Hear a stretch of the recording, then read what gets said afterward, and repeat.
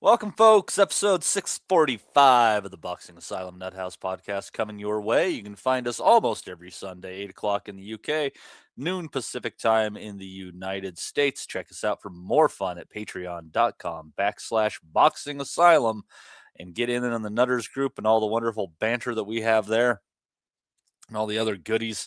And we are still apparently part of the Sports Social Network. Happy to be part of that too. We got a couple of weeks to review, a couple of weeks to preview, a year maybe to review a little bit. And I think we might have a special guest appearance from an old familiar face.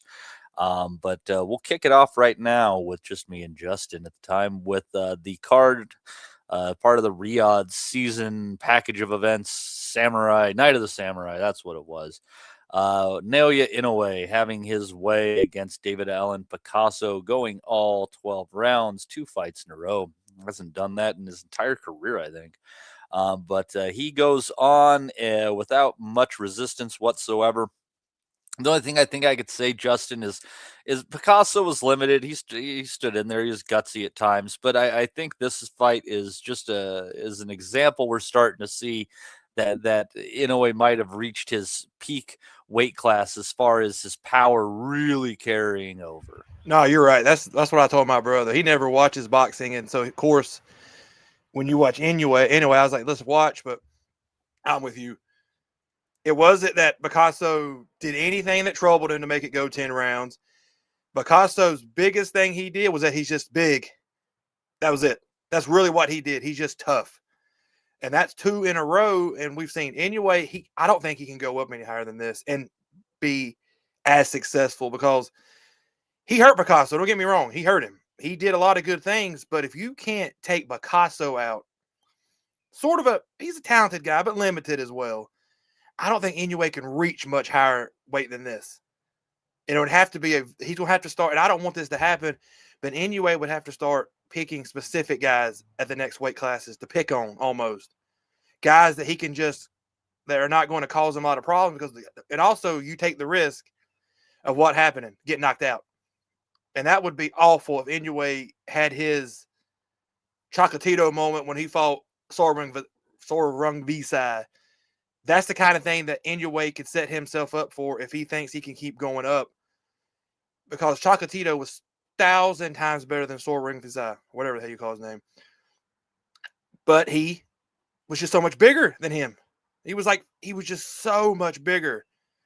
That's why I don't want Inoue to run into. And that could easily happen because Picasso did it. I mean, he did some things in there. He's not a bum. He was an Olympian. He's been around. Inoue just could not get him out. And he tried. It wasn't like Inoue didn't try. He threw every shot he knew to throw. He set up every combination. He did everything possible. He just could not get him out. And you hit you hit it. He goes up any higher, he's setting himself up for some issues that we don't need to see in his career.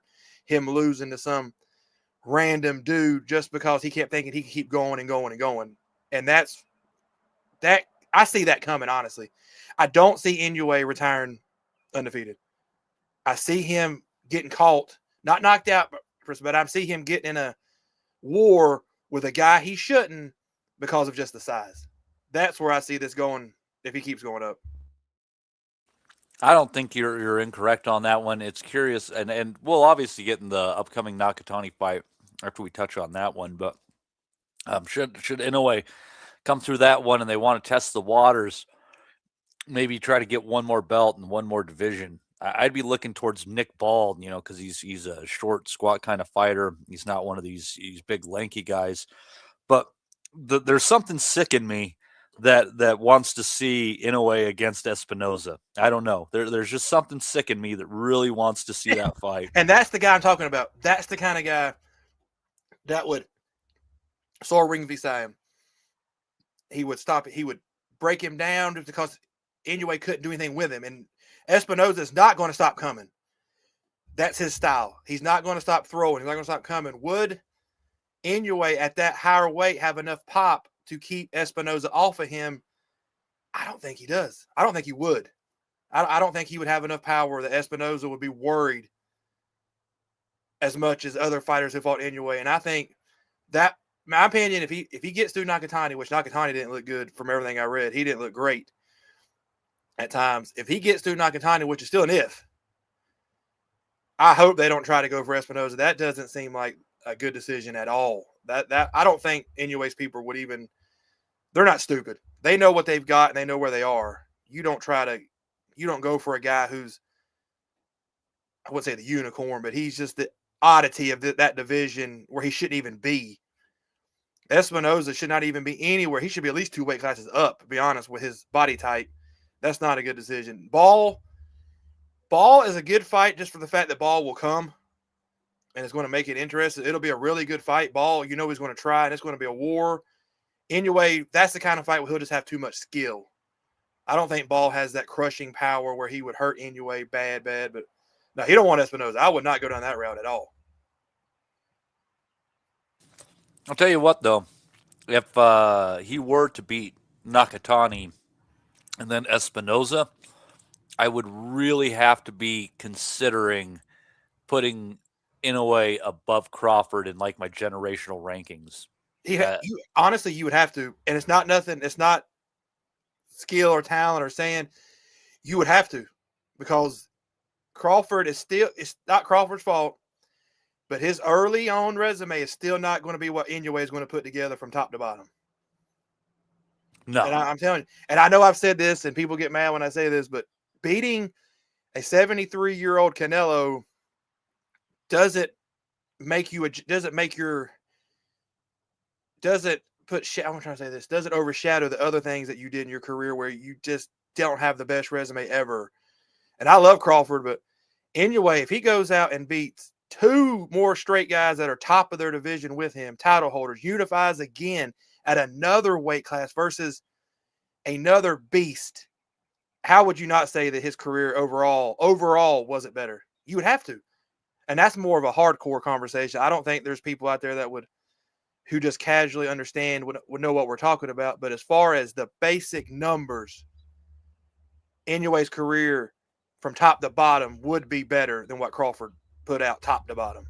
And that's whoever's fault. You could say, we're not going to get into all that stuff about promotion. We're not getting any of that. We're just talking about who you beat, when you beat them, what do you beat them for. Inoue would have the better overall career. And Bulbous Boxing Academy says, I noticed that African-American boxing can be always minimizing Inoue greatness. Why do you think that is? I don't think it has anything necessarily to do with race or anything like that. I think Inoue's problem when it comes to like people trying to rank him and his all-time greatness is people tend to slight the lower weight classes a little too much. They don't. Yeah. People honestly don't care about the lower weight classes until recently. They've never cared at all. Think about it. They don't until HBO started this with Chocolatito. Chocolatito is the one that really picked it. And there was guys before him that were on HBO, but we're talking about Carbajal, but Chocolatito is the one that really started getting the money going, the eyes going. Say what you want to say about Eddie, but he got the little guys some shows. It's just been within the last 5 to 10 years that the little guys have started to get any real respect. And that's never going to, I don't think it'll get to a point where they're going to be the top dogs. That'll never happen. But heavyweight's still going to be, that's why boxing always has to have a heavyweight. You've got to have a star heavyweight for boxing to be as good as it can be. You have to. That's just never going to change, and I don't care what anybody says. But like you said, I don't want to get into the whole race thing. Does race play a factor in everything in this world? Yes. Do people that love Crawford say he's said this, that because of race? Some of them do. I'm not going to sit there and say they don't. But when it comes to us, no, this is not a race thing for me. That's nothing. I don't think race has anything to do with this. I think, like you said, he's from Japan and he's little. Yeah. That's it. I mean, that's simple as that. If he was from Brooklyn and he was Hispanic and nobody still hated him, then maybe you can start playing some other cards or something. You know what I'm saying? Or if his name was John Wayne Johnson from Tennessee, then we can start saying, okay, now we're getting the right, now something's going on. But he is Inoue, he's got little frosted tips, and he lives in Japan. That's just the point. That is why. That is 100% why. Yeah, it's weird, and like you see pictures of him, walking out of clothing shops with like designer clothing and shit, and his bag over his shoulders, and you're like, is that guy supposed to be in a boxing ring, or is he one of the most popular twinks in all of gay pornography? Either way, he's making bank. I think somebody said it on the group. He's one of those guys that in a million years, if you just saw him buying one of his little Prada bags or whatever the hell he was doing, how many people in America, say he was over here in like Chicago or somewhere, they would just laugh at. They wouldn't know this guy would beat your ass, even though he weighs like 120 pounds. Yeah, well, yeah, like even a guy like Sonny Edwards could beat most people's asses. Yes. Imagine like that, except like they can punch. I'll say this: Sonny Edwards can't punch worth a shit, but if he nailed you as hard as he could with a regular shot, he'd be laying out 90% of regular humans. Oh yeah, you give up your regular chin, people. You give up your chin to him. Yes. Yeah. He can't knock out professionals, but he can knock out some fucking random dude over at the gas station in about 2 seconds. That's my buddy knocked out a guy at a 7-Eleven once. Yeah, we were at a concert in Denver on Colfax. It was like, and it's much better now, but it's like one of the most ghetto streets in all of fucking Colorado. And this dude like tried to fucking take my buddy's sandwich off of him leaving 7-Eleven, so he fucking laid him out. Dude tried to steal his goddamn sandwich. It's funny you said sandwich. I had a guy actually get his head stomped into the sidewalk over a pimento cheese sandwich. That's a terrible sandwich. Fuck, man. I ain't gonna get my head stomped out over pimento cheese. I mean, I guess you've been drinking. I guess you've been drinking all night, and that sourdough is in your hand, and some guy snatches, and then you start trying to pound him like freaking. What was it, that damn X movie where he puts his teeth on the curb? Oh, Jesus. Yeah. It didn't get that bad, but I was like, damn, it's a pimento cheese. And the whole time I'm just sitting there eating a hoagie. I didn't really give a shit what was going on. It wasn't nothing to do with me. No, but it's funny. Like the goddamn race thing, it's fun. Like us just as like white Americans and shit. Like I'm on like all these boxing like groups on Facebook and shit.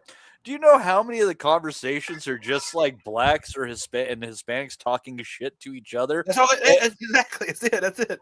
And we're just like sitting back there like, I don't know which one of you is right. We're just here, rare moment we get one, and like we realize you're better than us, but continue with your battle. It's just like the NBA. It's just like the NBA. Doncic and Jokic. That has caused a lot of issues. Yeah. But no, I said race people love to use race for everything. And I think race is just a crutch for your own problems and your own insecurities. Sometimes. It's certainly a trigger, that's for sure. When it comes to boxing, you're good. I don't care what color you are. I don't care where you're from. If you're good, you're good. You're not, you're not. I don't give a shit. My favorite boxers of all time are Terry Norris. I don't give a shit I don't give a shit what color they are, where they're from. I just like watching boxing. And that's the way sport should be. It doesn't give a damn where you're from and who you are. We're all here together. We're just enjoying it. And people can't get over that. People just can't let that little stupid shit go. Yeah. Well, and then something I'll tell you what that I don't want to let go is the scorecard yesterday in the Junto Nakatani fight. Hernandez gave him hell. Second half, I heard the second half. He really gave him a lot of shit. Oh, he gave him hell and then some. I think you could argue that Nakatani won 5, maybe even 6 of the first 6 rounds. Like he might have clean swept it. But after that, I mean, Hernandez just started going downhill, man, picking up steam and just whooping his ass to the body specifically. And Nakatani is, I mean, again, he's one of my favorite fighters of the moment. Yeah. He's fantastic, but he really seemed to struggle as he started losing his energy. He started losing shape. His footwork started going downhill. Nakatani hasn't had a guy put it on him in a long time. Like really put it on him. He's usually the one that's going downhill. I mean, that's his style. Oh yeah, he's well. And that's the thing. If he's controlling center ring or pushing you back, he's incredible, and even subtly moving back. But Hernandez was just coming at him, and he wouldn't give him room to breathe whatsoever. But Nawaf Al-Mahamid, who scored at 118 to 110. What in the fucking fuck were you watching? That's one of the things that we've said 100 times. Hernandez is going to have to knock him out for that fight for him to win, because they've already made the Inoue fight's pretty much done. So that scorecard was well, fuck it. I know who's going to. I'm putting this is what I'm putting in. That was one of those cards. He knew what he was putting in, regardless of what happened. There's no way Nakatani wasn't going to win, or at least draw. He was going to make sure that shit wasn't going to happen. Oh, there wasn't going to be another thing like happened with the Times Square card. I'm telling you. No, that was not going to happen again. They were going to get fucked again. They were not going to get screwed again. Yeah, Mike Hale and Gary Kitanowski both had it 115, 113. Again, you're sitting ringside. Things are a little bit different. I think those are reasonably defensible. I thought that was the upper reach of where you could kind of get in that. The draw was, not a lot of swing rounds. I thought the draw was fair, a round for Hernandez. But yeah, I mean, with a different set of judges, that Nakatani Inoue dream fight could have just easily gone up in smoke. I think everybody that listens to this are like us. I don't give a shit if Nakatani lost. If he deserves to lose, he lose. Give the fight to Hernandez. Yeah, I don't. I'll tell you what. I mean, it's like we're not best friends with these guys. Inoue had a way easier fucking out than. But you know what? What Hernandez, in a way, him and Picasso did win last night in a way. Going 12 with Inoue, yeah, and holding your own, you're set. His career's set now. He's going to get a lot more money fights now. Hernandez is going to get a lot more money fights. Yeah, sometimes you don't. Even if you think you got screwed or didn't get screwed or whatever, if you just show up, and that's what some guys don't understand. You don't have to win. If you just fight your ass off, your career is set. You've got more fights down the line. And Picasso earned him at least 2 more big fights, and he'll get another world title shot now. It's all going to happen because he lasted 12. Dude, I'll tell you what fight really interests me a lot after watching that one, just because styles make fights, and he was on Pro Box picking up a great knockout victory on these last 2 weeks we'll be covering. I hate to jump around a bit, but I think Hernandez against Ramon Cardenas, man, that's a fucking fight. Sign me up. I don't give a shit what platform that's on. If it's 4 o'clock in the morning in Japan, whatever. I'm watching that goddamn fight. That's a fight. Or 1 o'clock in the afternoon in Nigeria. Yep. You know what? I wouldn't be surprised. I wouldn't be surprised it was on the card in Nigeria. Their cards are all over the damn place. They have some weird one. I think didn't Ibeabuchi just fight over there? Ibeabuchi lost for the first time in his career at the ripe old age of 51 or 52 against a youngster who's like 45. So the undefeated run of the president finally comes to a close. That's all he had left. Later. That's all he had left. Was they could at least say, hey, he never lost, or I mean, I don't know why. You know what? As far as Ibeabuchi goes, good on him. I mean, he's got to do something. He lost. Well, what are you going to do? He lost his whole career. He's got to do something. And I don't know all the specifics of the case against him and I don't stuff. Either. I don't know what he did. He either pissed away a promising career or he had a promising career stolen from him. But all you got is right now, and you got to go forward. Yeah. I mean, either way, yeah. Yeah. So, but anyways, as far as Nakatani and Inoue goes, this is the one thing I want people to think of before they consider this fight. And I would say I was probably 60-40-ish Nakatani prior to these fights. Now I'm probably 50-50. And folks say, well, why wouldn't you go further after that? Inoue is not a 122-pound physical beast. Hernandez was. That's the difference. And both of these guys, Junto only has the one fight at 122, but both of them have had to go some extra effort to get, to keep these guys off them, put punches on their face and stuff. And I think that rather than looking at this, based on recent performances against who and all, it's seriously, you got to look at it as basically 2 bantamweights who over-excelled and are meeting for titles at a higher weight class. And Nakatani is the hardest puncher he's ever faced. So, and vice versa. There's no way that Inoue's or Nakatani's fought anyone. And I think you definitely nailed that one when you said he's not fighting a 122. He's fighting a guy that's his size. Mm-hmm. That's like in his same level. So that's why I think Inoue will. I don't think he'll knock Nakatani out. But I think I'm leaning a little bit more toward Inoue. I thought Nakatani had a chance, but it's like, I don't know. It's like you said, it's 50-50. I don't think I'm going to be surprised if anybody, either one of them get knocked out, I don't think I'd be surprised. Decision, you're not going to be surprised. That's why we want to watch the fight. Now, I don't know where the hell it'll be or when it'll be, but I know it's coming. Just Inoue has that habit of dropping that right hand, and Oh, probably no. They Nakatani's said the they said left. Tokyo Dome, didn't they? Yeah, the Tokyo Dome. Yeah, yeah, That's they're where it'll going be. all out for this. God, Like that, hey, that's an it'll sell event. out. It'll sell out the Oh, I Tokyo Dome. That bet. place will be rocking. Well, they don't really. Japanese fans don't get that excited. That's their culture, but it'll still be rocking enough. Yeah, yeah, yeah. At moments between shocking silence. But you know what? I'll tell you what. The crowd's been getting I wouldn't say raucous in Japan, but they've been getting a little bit more into the event.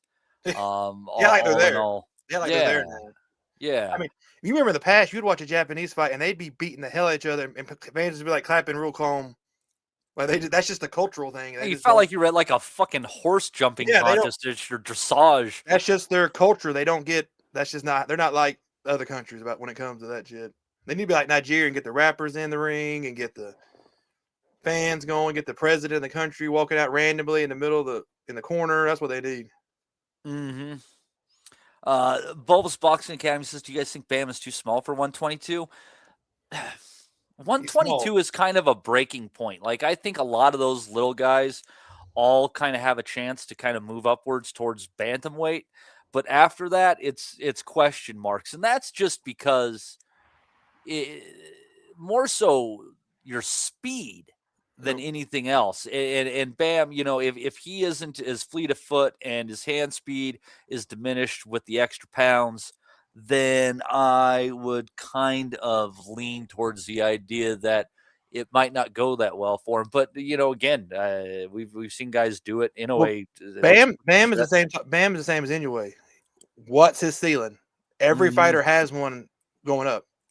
You hit it, Bam and then has better feet though. Nakatani is just like Inoue punches harder than Bam. he Don't does. He kid does. yourself. But as far as footwork goes, Bam is just Skill way wise, ahead. he can move Way up, ahead. but like we said, size always gets you. He is a little dude.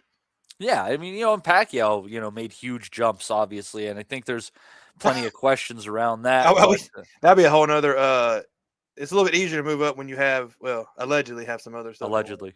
Allegedly have some. Other And allegedly, Donnie Baseball is with us. Donnie, you've watched none of the fights, yet here you are, loyal as always. We appreciate you. Well, thanks, Matt. Yeah. Did you even watch the Jake Paul Anthony Joshua fiasco? Of course. Okay, well, we'll get into that one in a bit here. We'll get into that bit. We're just finishing up the Japanese card. It was a bummer for me because Kenshiro Taraji's opponent pulled out, so that left with nothing out. Well, there was another fight on that card, but I didn't want to wake up then. Justin, what was the other fight on that card that you caught? I thought you caught the. I caught the Ibuki Alvarado card. Yeah, I think that was on a different. It was a different card, but it was a random broadcast I've never heard of, promotion I've never seen before. So I don't. Yeah, that's what I called. And Ibuki, for people who have been listening to the show, he's a guy I'm pretty high on. He fought Taraji and beat him, and then lost the rematch. But early in his career, you see 4 losses on his resume. Well, 2 of those losses are from Akui and Nakatani, and I haven't seen the Nakatani fight, but from all that I from all that I hear, the Nakatani fight with Ibuki actually could have gone either way. I'm tempted to track that one down, but another late round stoppage for him, 112 pounds. He's a hell of a puncher, man. Hell of a puncher. It was close. I think Alvarado was winning the first half. And then Ibuki started, like you said, he just started wearing him down a little bit. He's got a little bit heavier hands. He hurt him in the 11th. Not bad, and then he just finished him in the 12th, and that was it. It was a good fight. He did what he had to do, and it was good. Is that Rennie Alvarado's brother? I don't know. I think they're from the same country. They're both from Nicaragua, I think. I'm thinking that's his brother. I just kept thinking be. that the whole fight is that Alvarado. They look the same. Yeah, could be. But yeah, I tell you what, I think Ibuki against Sandoval, who was the one that beat Taraji. I like that fight. I like that unification a lot. And Casimiro come out there and beat the crap out of some 11-3 kid, busted his face up, busted his eye, knocked him out in the 5th round. That was overmatch, 8-rounder. That's ridiculous. Well, what are you gonna do? Got to stay busy somehow. But yeah, that was all the Japanese action that we caught. Real quick, Des hopping in here. Des, let me take you off mute. Des, were you? Did you catch any of the Japanese action? No, Matty, I didn't. I'm no value to you whatsoever this week. I'm away. I'm out and about, and I've just got in the car to go somewhere. I thought I'd put the asylum on, and I just thought I'd jump on just to say hello and just to, if I can offer anything, I will. But I've not seen any boxing. I don't want to be a bore and I don't want to drag it back, but I'm still reeling from the AJ Jake Paul type thing. I've kind of switched off a little bit.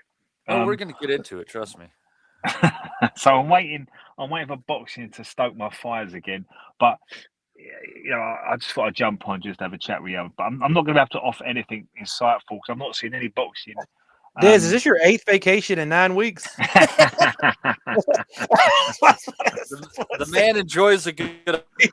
He enjoys red wine and vacation a lot. Yeah, something like that. Yeah. So I'm just more listening, and if I can help out, I will. But I might have to hook it. But you'll see me coming and going just because I'm just running around this evening, really.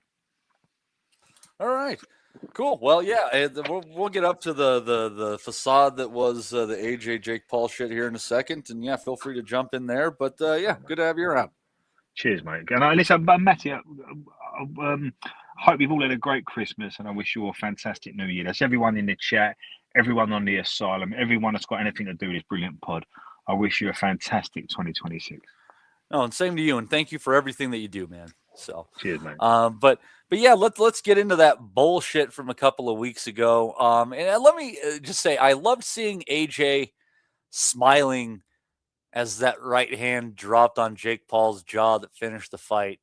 Fair play to Jake for trying to get up and all that, I guess. But I guess the question for me at the end of the day, Donnie, is what respect do we give for someone for their warrior heroics, even in defeat? When you're making like $100 million fucking dollars, like I don't want to tell people who listen to this pod all of the things I would do for $100 million. Like it's not suitable for fucking family listening.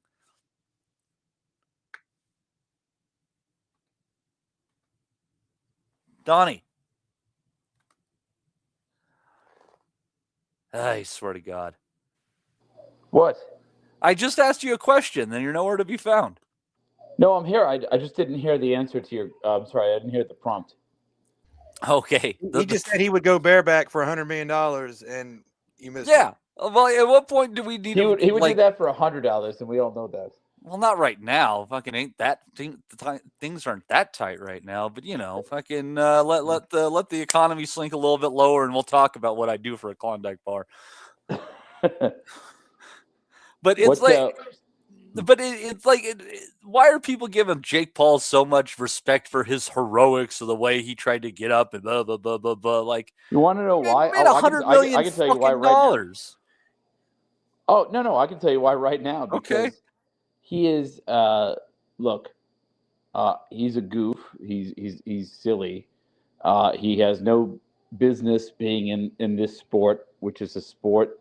Especially at this levels of the sport, when you're dealing with professionals like Anthony Joshua, for no matter whatever you can say about him, he lost to a big fat man named Andrew Ruiz. He quit. You could say all these things. He's psychologically, maybe he isn't fit for the sport or whatever. But at the end of the day, he's an Olympic gold medalist. He's a real fighter. Jake Paul is not a real fighter. He's like any of us. That just like got on like one day just like got on YouTube and was like, oh, you know what? I think I could be a fighter. And he parlayed that by fighting NBA hopefuls and all these other, silly people or whatever. MMA guys, washed up Julio Cesar Chavez Jr., who was apparently involved with cartels. Mike Tyson, all this other stuff or whatever. And then he finally stepped in there with a real fighter. And people were like, he's going to get his ass kicked. This is the real thing.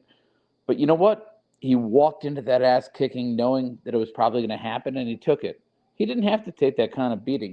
He could have quit on a stool after like one round. And people would have said, all right, well, he was in there with a real fighter. But he stood in there and took it like a man. He didn't have to take it. And I think a lot of people look at that, and they're saying, well, you know what? All right, at least this time it was real. And that's why he's getting the respect that he's getting, because not a lot of people, not a lot of ordinary people would take that ass whooping from a professional athlete. For $100 million, I would. That's the point. Well, yeah, for $100 million, probably most anybody would. But when you got your jaw broken and you're talking, through your ear, Well, yeah, I mean, the jaw break was at the end of it. That was the inevitable. That was, it wasn't necessarily inevitable, but you're going into there saying I'm making $100 million and I'm probably going to be in bad shape. You can die in there. Months. Yeah, you can die in there. Yeah, well, people go to war fucking making less than $50,000 a year, and that's fucking more likely to die than fucking fighting AJ. No, that's true. That's true.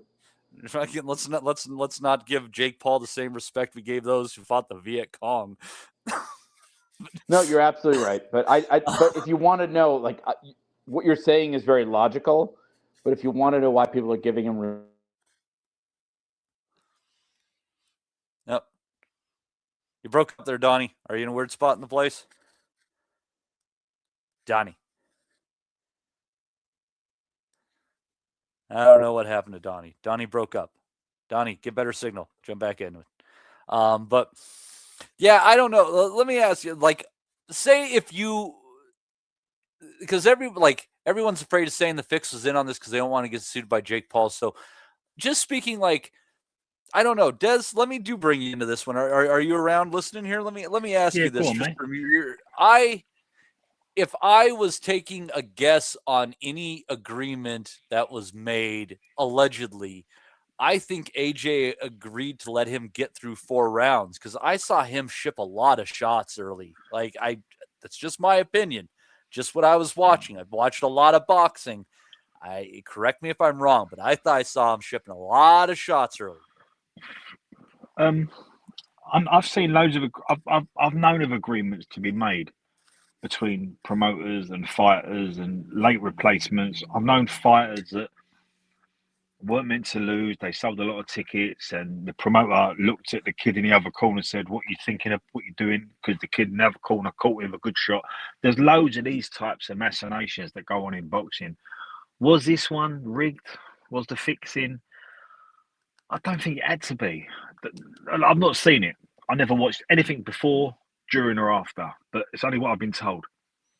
And it was a huge ring. Jake Paul went backwards. Anthony Joshua, although he's a professional boxer and he can punch and he's got an awful lot more motor skills on a different planet in the sense of motor skills to Jake Paul. Imagine when take yourself back to them times when you was in the Riyadh gym and you spar with a novice, and it's not easy to get your hands on them. It does take a little bit of time to line them up because they do everything unconventionally. They don't stand in front of you. They don't do things in straight lines. They don't play to your tune. They don't have the usual rudiments that a boxer would have.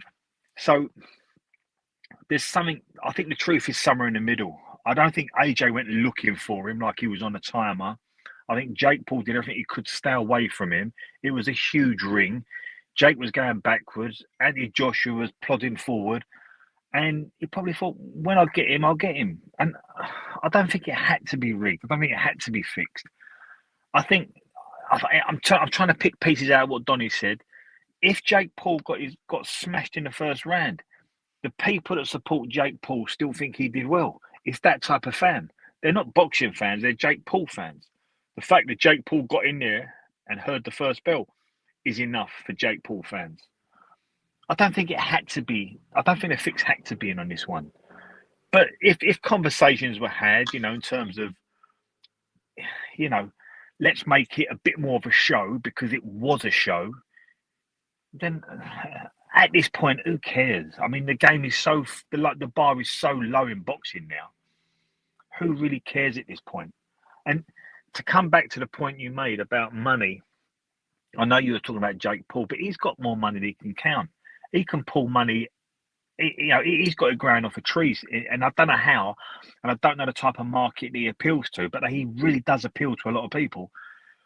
He can put on boxing shows and generate huge amounts of cash, And Anthony Joshua has probably got 4 or 5 huge fights on the table that would sell out arenas, football stadiums in this country, and go box office. And he could be splitting 100 million at a drop of an hat.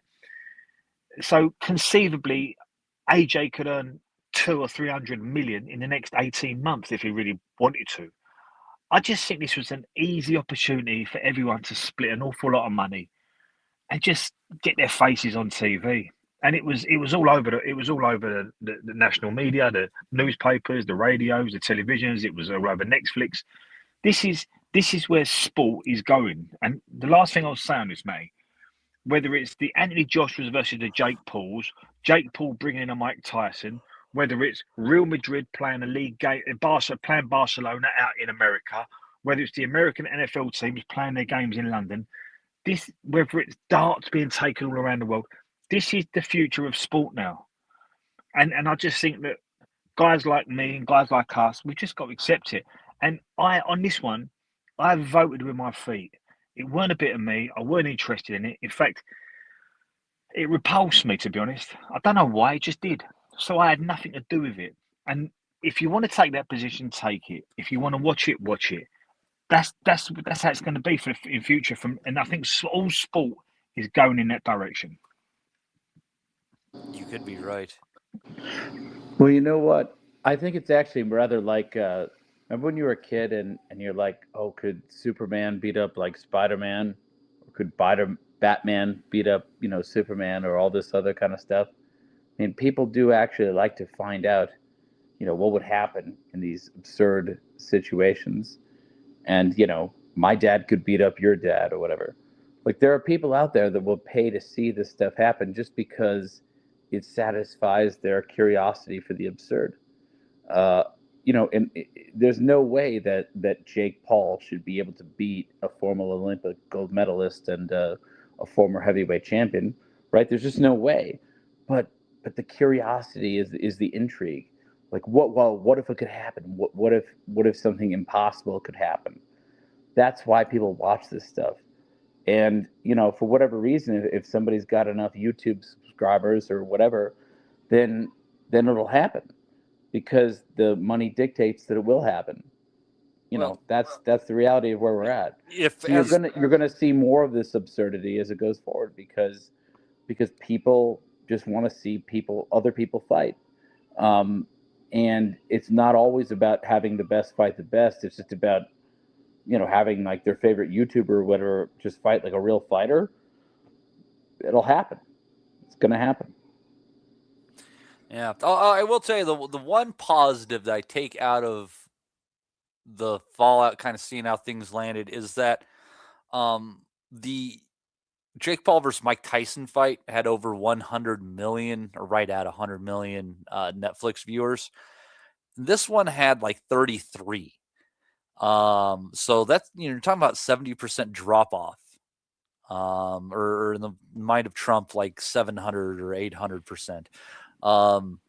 And then you also have to look at the fact that Crawford versus Canelo did more than 40 million. So I feel like the Jake Paul facade is finally starting to lose its legs. Rob Kelly joining us. Rob, what are your thoughts? Speaking of fellas losing their legs, what are my thoughts on what? Oh, happy Christmas, guys, by the way, and New Year and all that, and to everybody except the listeners. No, I'm joking. Where were we, dog? Sorry, I was listening earlier in the car, but I've lost the flight in the air. I was saying, just with that, there's a huge drop off, about 70% from Jake Paul versus Mike Tyson to Jake Paul versus AJ. Is that not at least a good sign? I mean, who the fuck cares, honestly? Fucking who gives a shit? Really, like, I think maybe a lot of people went for the okey doke with Tyson. I mean, you talk about the casual listeners, your people around work. A lot of people were like, "Oh, Mike's going to do it. Mike's going to knock him out." Des thought he was too. He was positive, yeah, damn it. Me too. But then there was a lot of people that were like, the fix is in. And then there was a healthy bunch of people who actually thought that Jake Paul beating Mike Tyson was some kind of accomplishment, even though didn't he have a stroke or fucking get diagnosed with Parkinson's or something like 2 weeks beforehand? He lost a shit ton of blood, and that's why he got postponed. It was not good. Yeah. So he beat a very unwell 60-year-old Mike Tyson. And it looked like dog shit, and maybe people were like, "Oh fuck this, we're not going for it." And it's the fact that they didn't really have to do pay-per-view as part of your Netflix subscription. Everybody and their ma has Netflix, so maybe that was what the drop off in numbers is. Plus, he's fighting like a real live body, like in AJ. So, um, I saw it. Obviously, it fucking looked like shit. Um, I know they can't strictly fix things in that state, especially when it's not sanctioned as an exhibition. But it definitely felt like there was a gentleman's agreement on the over there, so I wouldn't be surprised if there That's was what some. I was feeling. Like it just felt like he said, "Yeah, I'll let you get through 4 rounds. I'm going to do whatever I want." That was Yeah, my and thought. I don't know. I wouldn't be surprised if there was a healthy spread of suspicious betting patterns all globally across the world that are kind of undetectable, to make even more money Well, they for. were trying to rope And what the, people into bets on that one. They had Jake Paul as a better chance of beating Anthony Joshua than I think Nakatani's opponent yesterday, who gave him hell. He was like 13-2, Rob. Like just they're just preposterous trying to shit. suck money in on people's idiocy.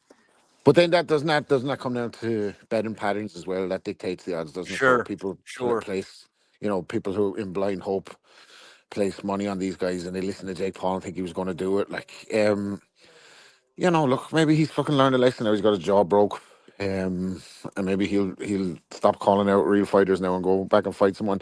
Like, you have to begrudgingly give the guy some kind of respect in that he's got in the ring and he's actually done it. Like, he's taken fucking heavy shots from Anthony Joshua. I mean, we've given Anthony Joshua pelters over the years. Not too many of us would fucking get in the ring with him, even if the fucking money was, well, for that kind of money you would. But the fact that he's gone in the ring and trained and dedicated his life to boxing, it deserves some level of respect. But for He's me, done it's more not for as. boxing as a promoter than as a fighter.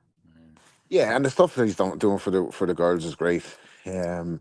But like, it's kind of less of an achievement as well, because he's not getting it out of the mud, is he? He's he's getting off the fucking very privileged sofa where he can he can afford, where he has massive revenue streams and he can afford to basically, dedicate his life to the sport or do something like that. Or he could have been a pro surfer or fucking something else, or a basketball player or something, because he's got nothing else to do, and he doesn't have bills to pay or fucking expenses to cover or sponsorships to get, or, do you know what I mean? He doesn't have to be on the right side of the promoter. He's his own promoter. So there's a degree there's a healthy degree of respect that you should hold for him, just for the fact that he boxes. But that's kind of where it begins and ends for me. Never was interested in this. I'm still not interested in it. I was glad AJ didn't look like total dog shit. I didn't think he looked great either. Like, I don't know if that the new Usyk partnership, but what The it does fact is that he it had keeps that this. knockout with a broken jaw and the picture of him smiling before he lined it up, that saves his bacon regardless, Well, it makes the Fury and AJ fight still a realistic possibility of a sellable match in 2026, which was in the toilet when both of them had lost back to back fights to Usyk, and another one, a KO loss to Dubois in between. So, you get some kind of the latest picture in your mind to the casual fan is AJ knocking out Jake Paul, and he's opened himself up to a massive new audience as well. They tried to break him in the States before, it didn't go well.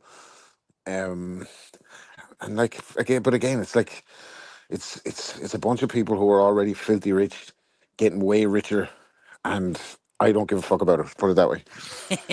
Maddie, I actually remember when I was watching like some like meaningless like Mike Tyson fight in the 90s, and my dad turned to me and he goes, for $1 million, I'd probably get knocked out by Mike Tyson. Like, I wouldn't care. Yeah, sure. Yeah, no problem. For $1 million, I would do it. The difference is that, nobody wanted to see Mike Tyson fight my dad. But Jake Paul convinced all these people that I they don't should know. I can think watch of a few fighters that wouldn't have Anthony mind seeing that one. Joshua versus him, and people paid for this shit. And it happened. So for that, if nothing else, like the PT Barnum promoter and everybody has to give him credit for convincing anybody that this would even be a legitimate contest. I was literally watching it just to see Jake Paul get his jaw broke or something alike, and we cashed in. Like, And you got it. Yeah, there you go. Merry Christmas to me. You came a fucking week early. And on that card though, Rob was blessing Alicia Baumgardner taking out Layla Baudouin while taking a unanimous decision, put her on her ass in the 7th. Going over 12 3-minute rounds too. Got to give credit there. I'm sure Rob was very, very happy, and he watched the fight all by his lonesome when no one else was in the house. Yukasta Valle, didn't see this one. She picked up a victory. I'm a fan of Yukasta. Shanika Johnson in a good fight with Amanda Gaye. I thought that it could have been closer to a draw. The judges disagreed with me on that one. Caroline Dubois coming back. Good win over Camila Pinata, the Italian import. Both of them ladies looking good in their own ways. There was a really nice knockout of Avius Griffin over Justin Cardona. And I got to give credit to Anderson Silva for his style points knockout over Tyrone Woodley. Woodley, obviously, been knocked out by Jake Paul already, et cetera, et cetera. But Silva getting in some style points at 50 fucking years old. Yeah, fair play to the Spider on that one. I reckon he could have been a decent boxer if he'd have dedicated his life to boxing other than MMA. I think he had it from what I've seen of him. He's got a good sense of distance, and he's lanky as shit. Fluid as well. Mm-hmm. Yeah, he could have had a career. I don't know if he would have been a champion or anything like that, but he could have competed.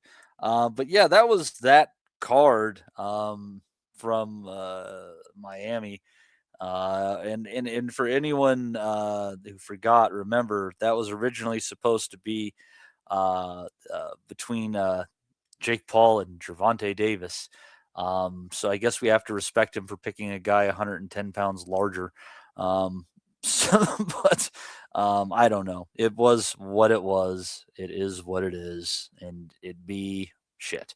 But anyhow, we had a Pro Box card that I imagine Justin and I might have been the only ones who watched this one on Thursday the 18th, going back a little bit here. Really good KO win for Ramon Cardenas over Eric Robles Ayala in that one. He got himself a new team. He's looking good. Mike Quan Williams got a win over George Camillo Rodriguez Pardo, many names. Stopped him in 4. Brian Palaco lost on there. I'm trying to think which other ones I actually watched. But it was and the main event though, I'll tell you what, Justin, even though it went to a decision and I think he might have hurt his hand, I was impressed with the Olympian Havert Conceição Sousa. I thought he looked fucking fantastic. I was honestly that he could be a competitor at 160, especially in a weak division. I just watched the highlights. He looked good in the highlights. I really wasn't feeling like watching the whole Pro Box thing. I was in New Orleans too, so I didn't get to watch. Oh yeah. I didn't get to watch all the replay, but I remember I'd add this. Did anybody watch the Usyk interview yesterday on the Inoue card? Where he didn't understand a fucking word that guy asked him, and he answered every question wrong in his own English. The guy asked him like 4 questions. Every answer was completely had nothing to do with what the question was, and the announcers were like trying to laugh, but it was so fucking funny because the guy would ask him this long ass question. Usually would look at him and then just go off on a rant about something that had nothing to do with the question. Because guess what? He don't fucking understand a damn word you're saying. So how in the hell is he training Joshua? I don't think he understands like yes or no. He didn't get any of it. I thought that was the funniest shit. That's all I remember. That was just like stuck in my head that he just did. He's like, so what should he was like, what should Inoue do to like get back in this fight? Like, how is he going to knock him out? And Usyk was like, well, in his next fight, I don't know what he's going to do in his next fight. He might go up. He probably needs to stay down. Nothing to do with the question. Everything was fun and shit. But yeah, I just skimmed the Pro Box. Right on. Well, I think somebody in here might have watched the Pro Box. Joining with us in the background, hopefully he can come to the foreground temporarily, Mr. Steve Wellings. Steve. Yes, Matthew, can you hear me okay? I can, sir. Excellent. What was the question? Sorry, I was only half listening. I think you were the only. A little bit. I think you're the only one besides me who got in on some Pro Box action last week, so I wanted to touch with you on that one. Oh, a bit of Pro Box. Yes, was that Ramon Cardenas knockout, Havert Conceição? Yeah. No, I did watch that. Cardenas knocked out Robles. Excellent knockout, right hand. Stepped off to the side. Robles left his hands dangling, which you're not supposed to do. and got himself knocked out. That's right. I tell you what, this is a really good card actually. From Florida, there was a double knockdown as well. Oh gosh, can't remember the names of the guys now. There was a guy from the Dominican Republic and Sean James. I think those two they hit each other at the same time and both went down. So that's always fun to see. That was a good one. And then there was a highlight reel knockout of Marlon Harrington by, I want to say Rowan Polanco. Wasn't Rowan Polanco. Can't remember the guy's name, but he banjoed Harrington in the first round. Absolutely excellent right hand. So yeah, another good pro box card. Can't really remember many of the names, Matty, but I remember the fights, and that's the main thing. Yeah, and you caught Conceição on the top there. I think he's a real contender potentially. Conceição is the Brazilian Olympian, I thought, before Cardenas. Yeah. Yeah. No, he looked good. He looked very good actually. Went the distance that one, but no, he's 8-0, 9-0, something like that. Boxed really well. The opponent was I think might have been a short notice opponent. Got his face busted up a little bit, but came trying and no, brilliant matchmaking. They pick up fighters who are just on the periphery, as I said before, maybe had a world title shot, maybe due one. You've got the top ranked guys as well over there now. I don't know whether is Anders Zayas fighting on one of their cards, or did I hear that wrong? I think I might have heard that somewhere. I don't know if that ended up on Pro Box or not. Might do something. Yeah, that'd be good. Right, and they had Tiger Johnson was on one of the cards recently, so they might be beneficiaries of the top rank deal falling through and might pick up a few of them as well. Michael Angeletti, good PBC prospect, has found his way over there, and they just pick up the guys and they match them. They throw them in there, and that's all you can ask for. Yeah, they do a good job with a lot of those guys on there, and they set them up for success. I'm trying to think of who we'll probably see on there next year. I'm trying to think.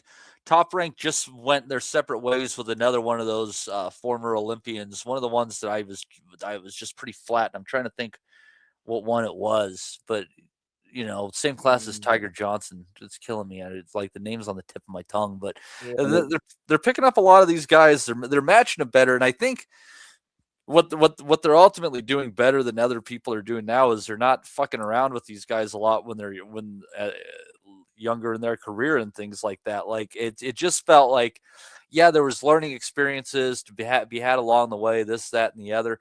But it just felt, at least maybe specifically with this last class of Olympians that Bob had signed, that he was just dragging ass with moving them along, Steve. Like it's taken the sweetest time possible. And then, Tiger Johnson goes in against Flaws, potentially, the toughest fight of his career.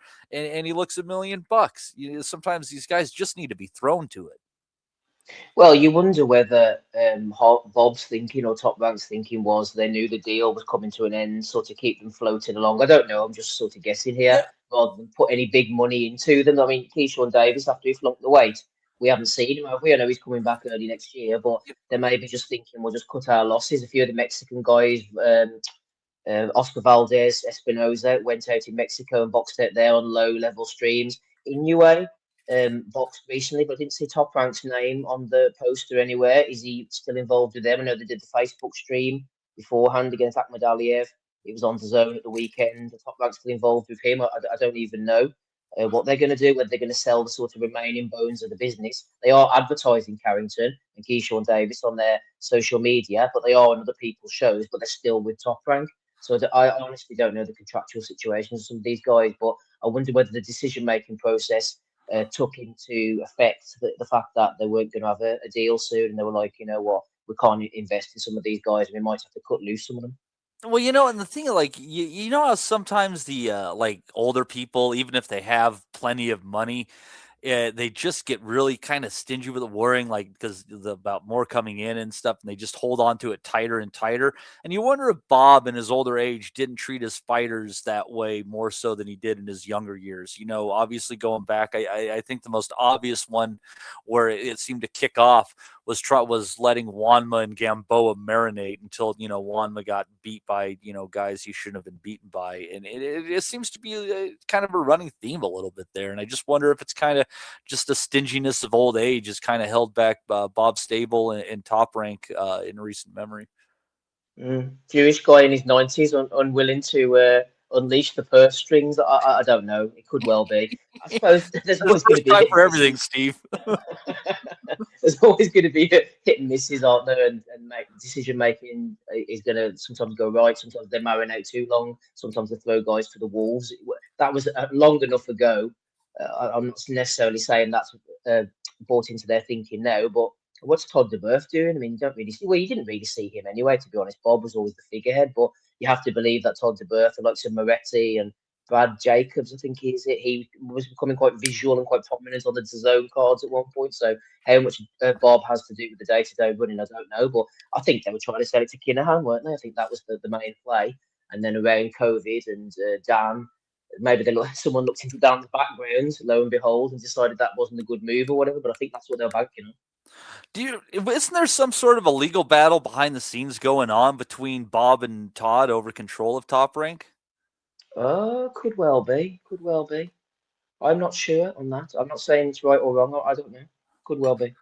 Okay, yeah, I thought I had heard something about that sometime back. I'll have to go back into that. Bomac Boxing, or was it? No. Let's see here. Satantali, 14 says, do Top Rank even have a broadcaster? And right now they're kind of doing stuff over stateside, at least on like the Roku channel, I think, and Pluto TV. They do some stream. Maybe it's Tubi. They have like Top Rank Classics channel, and then they'll have some live stuff coming on with that. But that's about as much as you're getting out of Top Rank at this moment in time. I think it's contractual obligation stuff, maybe, Matty. They're just trying to cling on to the people they think moving forward are going to do something, and then hopefully hold on to them long enough for a new deal to materialise, and then cut short of the guys. Or some of them, they maybe just saying, we'll get you out on these streams. That means with our obligation of 1 fight, 2 fights is finished, you can go off to somebody else. And they're just trying to, trim as best as they can the stable, I would imagine.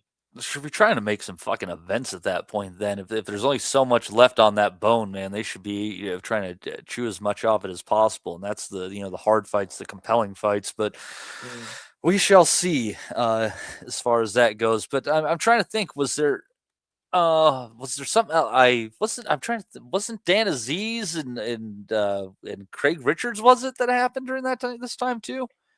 Last couple weeks? Yeah, Dan Aziz fought Richards last Saturday night in Ghana, I think it was. It wasn't a bad fight. They were both in a similar sort of place. I felt like Aziz was a little bit further down the road and maybe a bit washed up. And you would have imagined they could have put that fight on in London or something. But I heard somewhere that they had one fight. They were supposed to have a fight again contractually at the end of this year. And then they stuck them over in Ghana just to get it sorted. But Aziz got knocked out in the 12th round. Richards has always been a good sort of fringe level operator. Neither of them are massive punchers, but it was exciting enough. And then Lawrence Okoli fought old Ebenezer the next night in Nigeria. So boxing, it's in a strange place, location-wise. I mean, fair play to these Ghanaian and Nigerian shows and whatnot. I was reporting a few weeks ago on a show in Togo as well. And people are just fishing over scraps. I mean, you mentioned earlier, Matty, just to say my 2 pence worth, I suppose, about Paul and Joshua, just piggybacking off what Rob was saying. When it comes to Jake Paul, I think the reason why he picks the likes of boxing as opposed to some of the other sports is because he obviously has the athletic talents, but anyone can get it and anyone can get in. Boxing is just so easily accessible. I mean, I've got the darts on here in the background, and the darts, like many sports, are pure meritocracy. You rise to the top of being the best, whereas boxing, it's sort of a popularity game, isn't it? And you can meander your way as best as you can and wend around it's these. more difficult to put on the event than to get in the ring. And once he was able to settle how to put an event on, getting in the ring wasn't that difficult. Exactly. And I've said before in this podcast many a time, respect to him that he's taken it seriously. He's been in the game long enough now to say, yes, he classes as a real boxer, but he just picks those guys, doesn't he, with a little semblance of boxing ability, maybe from other disciplines or people with names like your Tysons, your Chavezes. He's legitimised himself as a proper boxer there by getting in against Joshua in what was a no-lose situation. The longer the fight went, the more his stock rose. And he even turned getting the jaw busted into a sort of positive. Look at me, I've gone in with one of the baddest guys on the planet and tried to fight him, and he hasn't come out any worse. And I was listening to Lukey Boxing's podcast, which I often reference on here, and he was sort of comparing Jake Paul to like computer game boxing. The fact that he's gone from Tommy Fury to Gervonta Davis almost, who knows what Junto was doing? You mentioned about the weights. Junto probably did weigh about the same as Jake Paul come fight night. I don't know what he's doing at the moment. Then he went to Anthony Joshua, picking people who the fans know, regardless of their weight classes, almost like on those boxing computer games. I thought that was quite a good observation from Lukey there. He just goes around and picks who he wants, doesn't he? Regardless of their weight classes, based on their names. It's just whatever your imagination, because he can pull out the dollars that make it happen. But with that 70% drop, I think those dollars are drying up a little bit. Obviously enough so that people still pay him money. But I don't think he's going to get $100 million for a goddamn thing ever again. And thank Christ, there's not very much in this world worth that number. Here, sorry to hog the floor, but I had one other thing in my mind while I'm on here and on a roll. You mentioned about what fight was it that did 12 threes? Was it Baumgartner's fight with the 12 threes? Yeah. Do you think, as a women's boxing aficionado, that fight, I did watch it. That was the only one I watched apart from the main event on that card. Do you think that was an advert for women's boxing being 10-2s and the ferocity and I know we're all about equality and parity and all that type of stuff, but the ferocity the 10-2 girls bring, it's almost like a different code, isn't it? Like a different discipline. You've got your amateur boxing, your professional, and then you've got your women's. And if they want to fight over 12 threes, that's fair enough. But I remember Serrano fought that Brazilian girl, was it as well? I haven't seen a women's fight over 12 threes. That's decent. What do you think about that? I think that what they really should be considering with it, because it does create more action, and I think what I really believe is that they should be doing 12-2s for championship fights. Okay. I mean, and that doesn't seem too ridiculous at that point in time. At least it's legitimately 2/3 of a men's contest at that point in time. But I think you look at a lot of these gals, they have plenty left in the tank when they come on. When the fight's over, Chuck Wu appears to be in here now. I don't know. I think 12-2s is the way to go. It's the right compromise, because those 2 rounds, I mean, they do seem to empty the tank, and they go for it. So I don't know. I like that. I think that's a good suggestion, actually. That's a good compromise. Yeah. Is that Chuck Wu in here? It's me, Jason Chuck Wu. That's not Chuck Wu. That's Ames, isn't it? Hi, Ames. Ames, you need to get out of here quick, because there was somebody in the comments complaining that this pod used to be trailblazers. We used to be rebels. We used to be the ones that ripped up the script, and now we're pandering to traffickers for views. Well, I'll tell you one thing, it's not fucking working, because you wouldn't be able to sell out this thing. You couldn't fucking give it away fucking for 400 views an episode. Fucking hell. But yeah, shame on you, Ames, for that. Sorry, boys. Let's rip it up. Come on, man. Let's rip up the whole scene. So who we're hating on this week? What? Who we're hating on this week? Oh, we're hating on everybody. You for pretending you were Chuck Wu. Yeah, it's a sad life pretending to be Chuck Wu. No, but it's Chuck Wu. I didn't know what to do if it was Chuck Wu. But Ames, why don't you give us the seconds out recap of the last couple weeks in boxing? We're basically coming back since basically the Pro Box card on the 18th, 18th, I think it was. I didn't watch that card. I don't blame you. So yeah, that forward, Samurai Fury and and Ghanaian Madness, all that shit. You know what? To be honest, it's been difficult to watch much boxing. The only real boxing that I've consumed is the events that I've been at, which have been the IBA in Dubai, and then straight into 6.5 flight from Dubai to Miami to watch that Joshua versus Jake Paul card, which I'm sure you've dissected into bits, into pieces. So I just thought I'd come on for a crack and just chat some rubbish whilst you boys are on here. So. Other than that, to say, really, I'm sure you boys have said it before. Like, as much as MVP want to come for people to say that the fight was fixed in some way, yeah, maybe the fight wasn't fixed contractually, but do I think someone like Anthony Joshua knows he's overmatched with someone opposite the person opposite in the corner of him is overmatched, and he might be more inclined to not hurt them, not because of contractual reason, just because of the way he is. I think so. When you kind of factor in. There's some stories of Joshua having, whenever people have sparred him, those who have sparred him extensively, said that if you spar Joshua and you go for it, then he'll go for it with you. But if you kind of take it easy, he'll kind of take it easy too. He measures it that sort of way. So I think that's kind of puts to bed the whole fixed kind of aspect of it, in terms of it being contractual as opposed to it being just Joshua's kind of makeup as a person to take it easy on Jake Paul. But that fight shouldn't have gone 6 rounds regardless.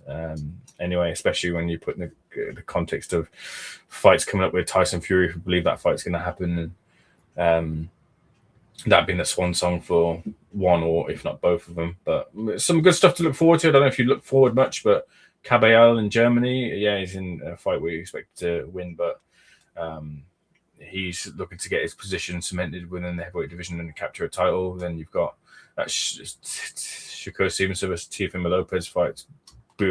It could be a real good fight. That's a real fight. If it could be a real good fight if Shakur elects to stand in front of Teo like he did with Zepeda, and that could be just a real intriguing fight to the end. A bit of a tightrope walk for Shakur. He's got all the talent to do that tightrope kind of walk. Just Shakur has a lot more power in the pop than Zepeda does, as opposed to the volume. I'm honestly more intrigued by more intrigued by Raymond Murataya versus Andy Cruz. I think that's a thoroughly interesting fight on paper.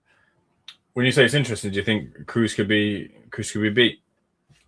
I don't know how the odds are. I haven't even looked to see if they have odds out on that one. I mean, Murataya is coming as the champion. He's highly touted.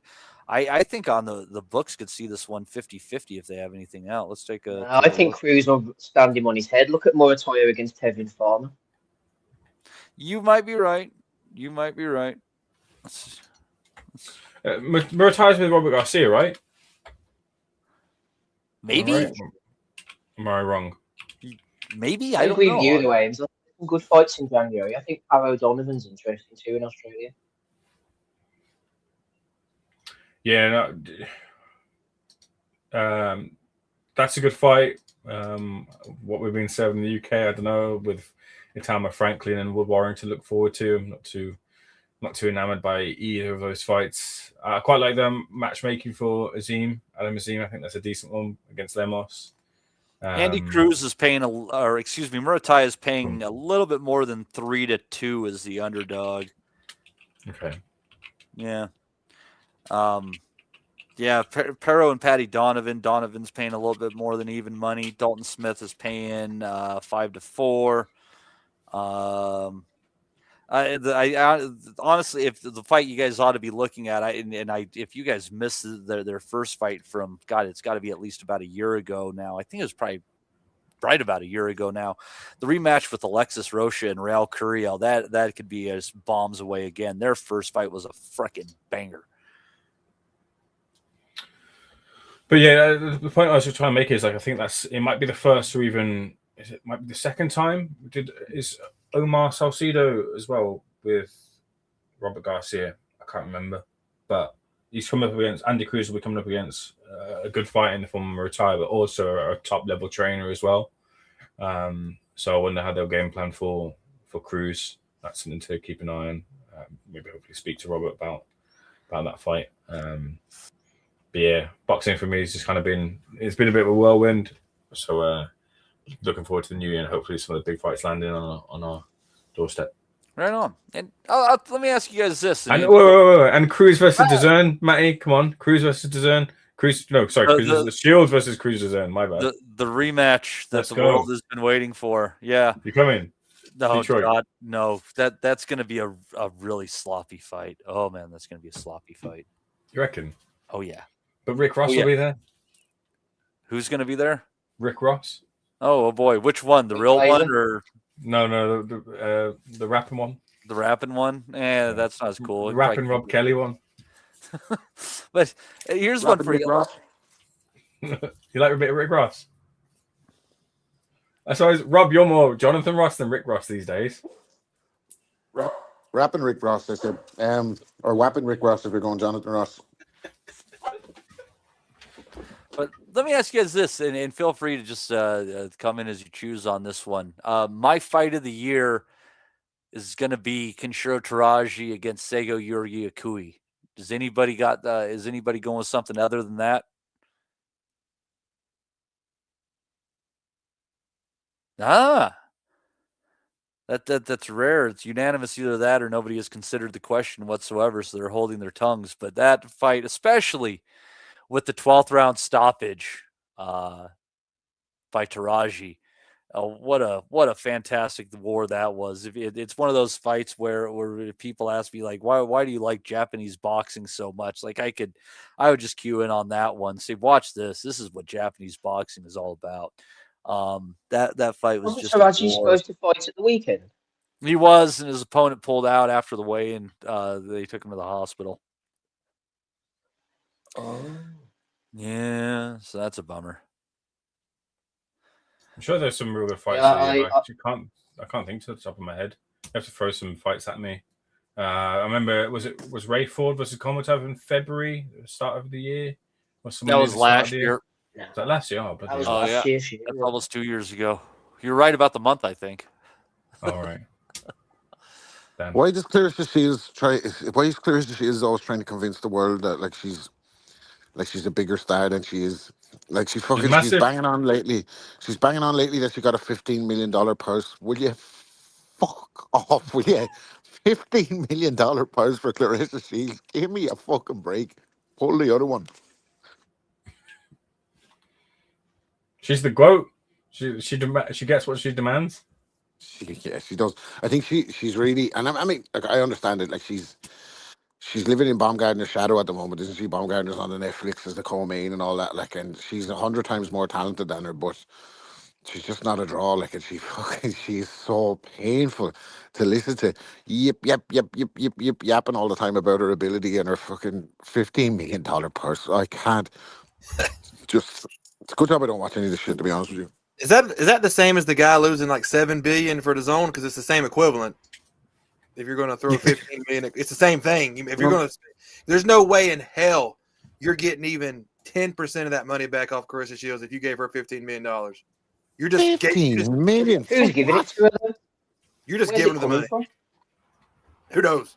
Who knows? She's just rocking around with a big. Have you not seen her? She's going around with the check and everything, like one of those big national lottery checks with the first. The Quig against Frampton thing. Those big checks are always, when you're a kid, seeing those big checks, you always hate them, but you always wanted to win one. Yeah, hell yeah. Boatsy versus Smith, Matty. Yeah, I see that mentioned a bit. I sadly see Eubank versus Ben, the first one, being mentioned. The fight that gets mixed up with the build up. The build up was memorable. The fight, the first one, it was a decent enough fight. It wasn't a great fight. It was a decent enough fight. The second one left a lot to be desired as well. But the build up was something that we remembered for a long time. It might be one of those things where you'd call it event of the year more so than fight of the year. I think they usually separate. You know what? Sometimes. I mean, I'd put that J Paul AJ event as a better event over than Eubank versus Ben. Don't make it's gonna be watched by a lot more people. Well, if you're going by that, Crawford versus Canelo exceeded that. Well, that's a proper fight, isn't it? Really? Come on. Mm-hmm. You know. And they had all of her fancy schmancy wristbands that lit up sequentially and all that crap, and so you guys could watch on your screens and see how fancy it was. It was a good time. What an adventure! But yeah, these stat cards are good. But I think I was reading an article the other day. I think it was Chris McKenna wrote it and going on about like the small hall scene in the UK. And I've been saying this for a while. I agree. Like you're sticking these fighters on in Saudi or whatever, but then they would be main events back in the UK, and then that's like an event that you're taking away, and like the undercard, won't happen, etc. So like say Sam Noakes or Anthony Yard or Callum Smith or whatever these guys have gone over, which fair enough. Kakachi, Cordina, they're all potential main eventers, aren't they? Back in the UK, so that's why that trickle down effect isn't happening anymore, because they're having to push up the smaller guys onto like fill the zone shows. And you're having like Mark Dickinson, Troy Williamson headlining domestic cards, and like which were next gen quality a few years ago. I think you know the point I'm making, but I don't know how they're going to rectify that, because obviously when the Saudi money comes calling, understandably, the guys will go over there. But if you're stacking these cards, then nobody sort of back in the UK to fight and headline.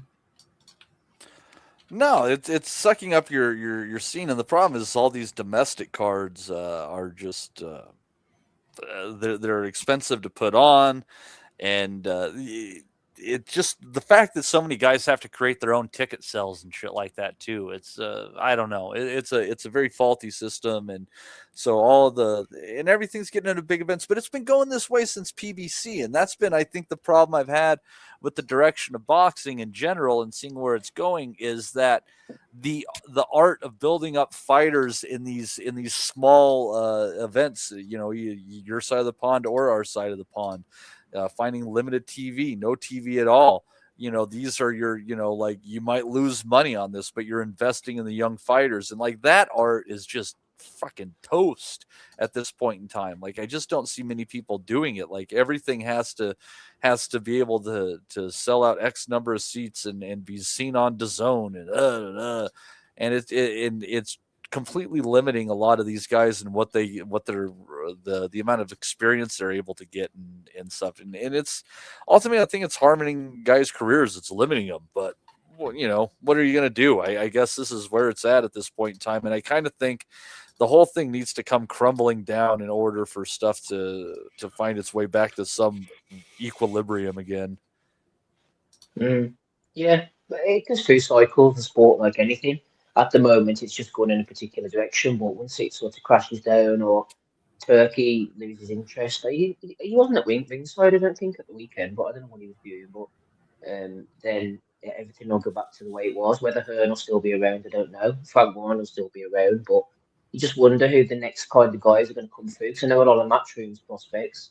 You look at them, and the likes of Wong and Bostan and Tang looks good, but I mean, who's he fighting against? Which is understandable. These are the kids, Lidard and Vizioli are coming through, and there's a few decent names and all, but I mean, you just look at them and think, who's giving you that wow factor? I don't know. Yeah, that's what it is, Steve. You just think of the boxing pyramid. You think if once those move up the chain, then there'd be those opportunities for others to take those spots, whether it be next gen or middle, whatever you'd call the bridge between the next gen and a top main event kind of card. But no, that's why Eddie's also, if you look at Eddie specifically, that's why Eddie's rushing to find out whether his talents are good enough and throwing them in. And if they're good enough, then they get those spots. If they're not, then they get another opportunity. And if they don't succeed, then they're moved off to somewhere else. And Eddie's on to whichever next talent comes through the conveyor belt. And it's less about the talent, more about the tickets who can sell out the arena. So I'm not knocking Dave by any means, but Dave can. Dave's known, so they can tap that those ticket sales for an event or two, because Dave can sell those tickets and bring the talent on the undercard of the rest of that, and hopefully get them in quicker to those spots. But that's where you get opportunities for like a Saints and Lidard. Obviously, it helps when you're part of the gym that's a Matchroom gym, which is entwined with Eddie, but or Matchroom specifically. But that's why you see someone like Eddie trying to get those talents in as quick as possible. Frank will take a bit more of time, but when he sees a talent, he's happy to take that risk. So Sam Noakes, we'll see what Sam Noakes drops down to if he's not already got a fight scheduled. I can't remember off the top of my head, but where does he fit in now? Can he carry a card by himself back in the UK now, or does he have to wait for another opportunity up behind the chain because he's had that big fight over abroad? So what a great fight that was, though. That's definitely an honorable mention in the fight of the year talks. Like that was just a hellacious war. It was a good fight, but I thought it took a lot out of him. It took a lot out of Sam. So you wonder if he can produce that kind of effort again if he gets that opportunity, which is some fighters can't. You go to the well that one time and it's difficult. Yeah, and I think when you mentioned Dave Allen there, Ames, as well, that's why you see him sort of appearing here, there, and everywhere now, and like in corners and everything, and managing fighters, and same with Sonny Edwards, and they'll start to gravitate towards those guys because Dave Allen's a ticket seller, he's well known, he gets opportunities, so sort of through osmosis, you associating with him, you're also going to get opportunities.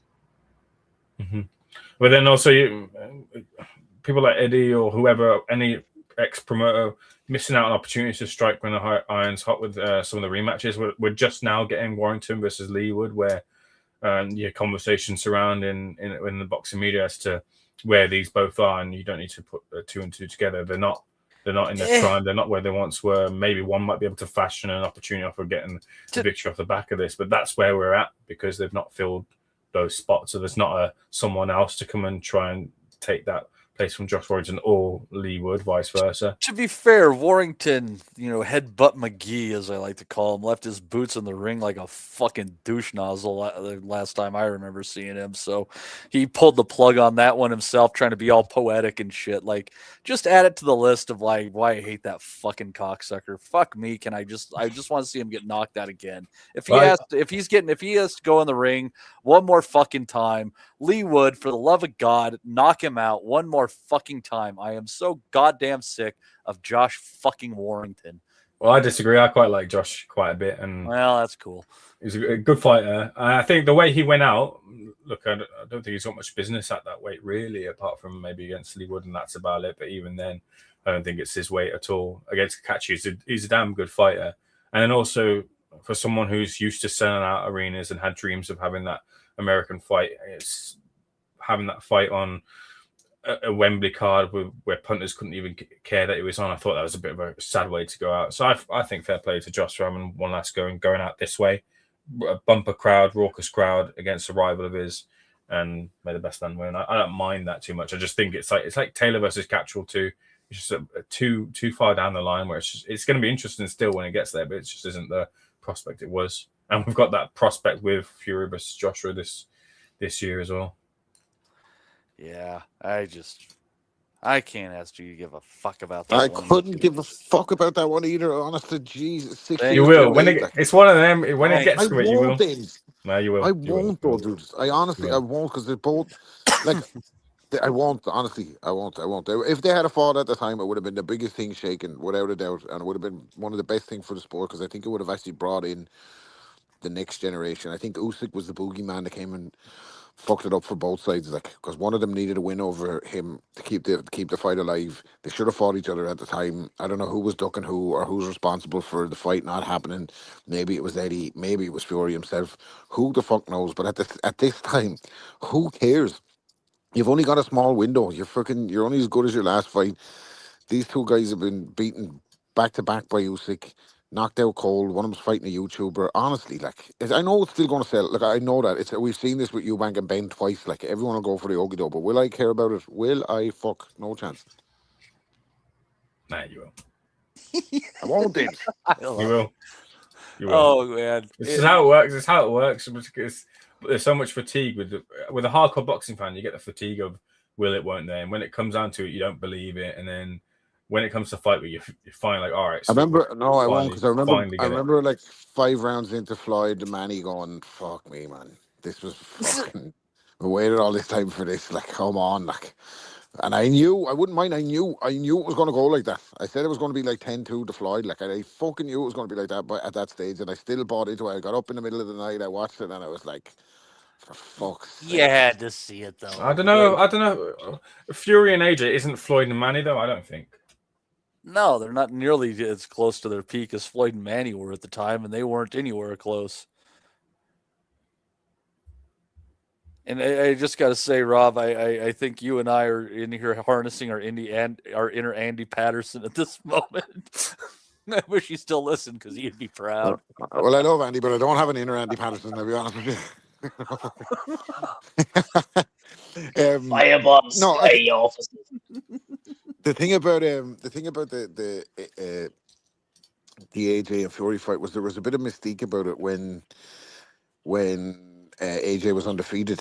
And I think once Ruiz had beaten him, everybody kind of knew Fury would have cleaned his clock, or would have just lain on him, drowned him, beaten him up. Like, but then when you see Usyk lay on him, drown him, and beat him up, both of them, the mystique's gone out of it. Like, we fucking know who's going to win the fight. Like, you know, unless Fury comes back in the shape that he was in the first time he retired, like, I just can't see. It's going to be a one-way fucking nonsense fight. Like, I would actually like to see Fury come in looking like Butterbean for a fucking fight against AJ. No, he hasn't looked good. Like, I was a big Fury fan, like, in the you know, to being a massive, but he hasn't looked good in a very long time. Like, what's the fight going to look like when it comes along? Like, a lot will be said about who the interim fights are against, because this run of a Jake Paul and then if it's a Rico Verhoeven into a Tyson Fury fight is just not.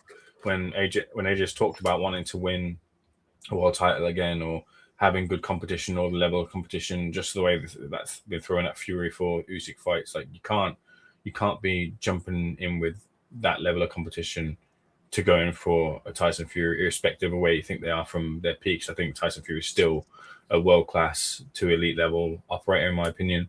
AJ has to meet that level. You have to fucking put up with Big John being Big John Fury being back in on the scene and all. It's exciting. Come on, it does something. Come on, you want him to headbutt someone. You want someone to headbutt someone. We know we want to see it. The other fella, fucking Anthony Joshua, will be talking like a fucking fortune cookie, spilling Chinese proverbs and all in the build-up. Like, fuck off, man. I don't care. Like, Jesus. It's a goddamn shame. But there still are good fights to be made. There still are good fighters out there. What do you guys think? Wait, sorry. What about the other way around? Like, are you excited for Usyk versus Wilder? No. Oh, have you seen Wilder's fight the last few times? What's Usyk versus Wilder all about? I don't get that one. That Usyk versus Wilder isn't it for his record in years to come? You know, the way we talk about old fights. I don't know what you guys think, but he's picking it up, isn't he? Oh, he fought Deontay Wilder, he beat everybody of that generation. People will just see the name on the record in 30, 40 years' time. I think that'll be the super card. It'll be Fury, Joshua, Wood, Warrington as the co-main, Usyk, and then Wilder on the same card. Just Joshua the Ukrainians now, isn't he? He's going to be spitting Ukrainian powerballs, Rob. Never mind Chinese proverbs. Imagine all the new material Joshua's going to pick up now in that camp. Oh, stop! Fucking what's they call it? That Usyk and Wilder fight's going to be more one-sided than Ames versus that 11-year-old. or the women at Batali Strip Club. Yeah. The old big pimping ain't easy, but it sure is fun. I spotted him again 8 weeks ago. And his mum watches the spars off. She checks in on and stuff. She goes, "Oh, take it easy." I thought she was talking to me. She was talking to him.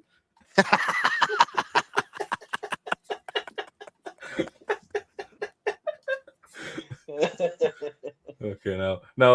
But yeah, like, I think Usyk gets away with. He's getting away with a lot. Like, obviously with the injury and that investigation. Don't know where that investigation's gone to. Now wanting to fight Deontay Wilder. I think if this was Tyson Fury, I think he'd be getting pelters. One for the dancing and then two for them wanting to fight Wilder again. Yeah. The boys are a bit extreme. I know we're hardcores in the chat. The boys are being a bit extreme, like here in the chat, saying that Captain Catherine said, nobody with any love for boxing ever cared about AJ and Fury. I did. I wanted to see that. Come on, man.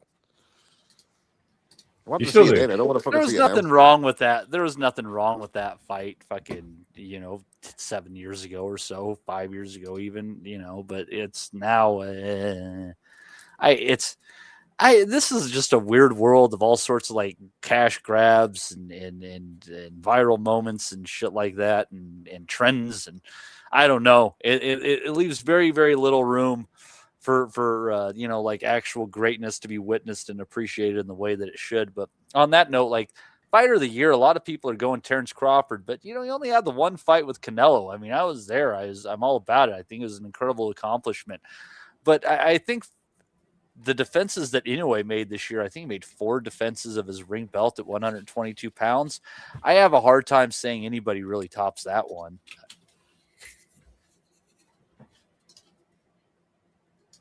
I'll say it again. 1 win versus 96-year-old Canelo does not make you fighter of the year. So Inoue's fighter of the year for me. Yeah.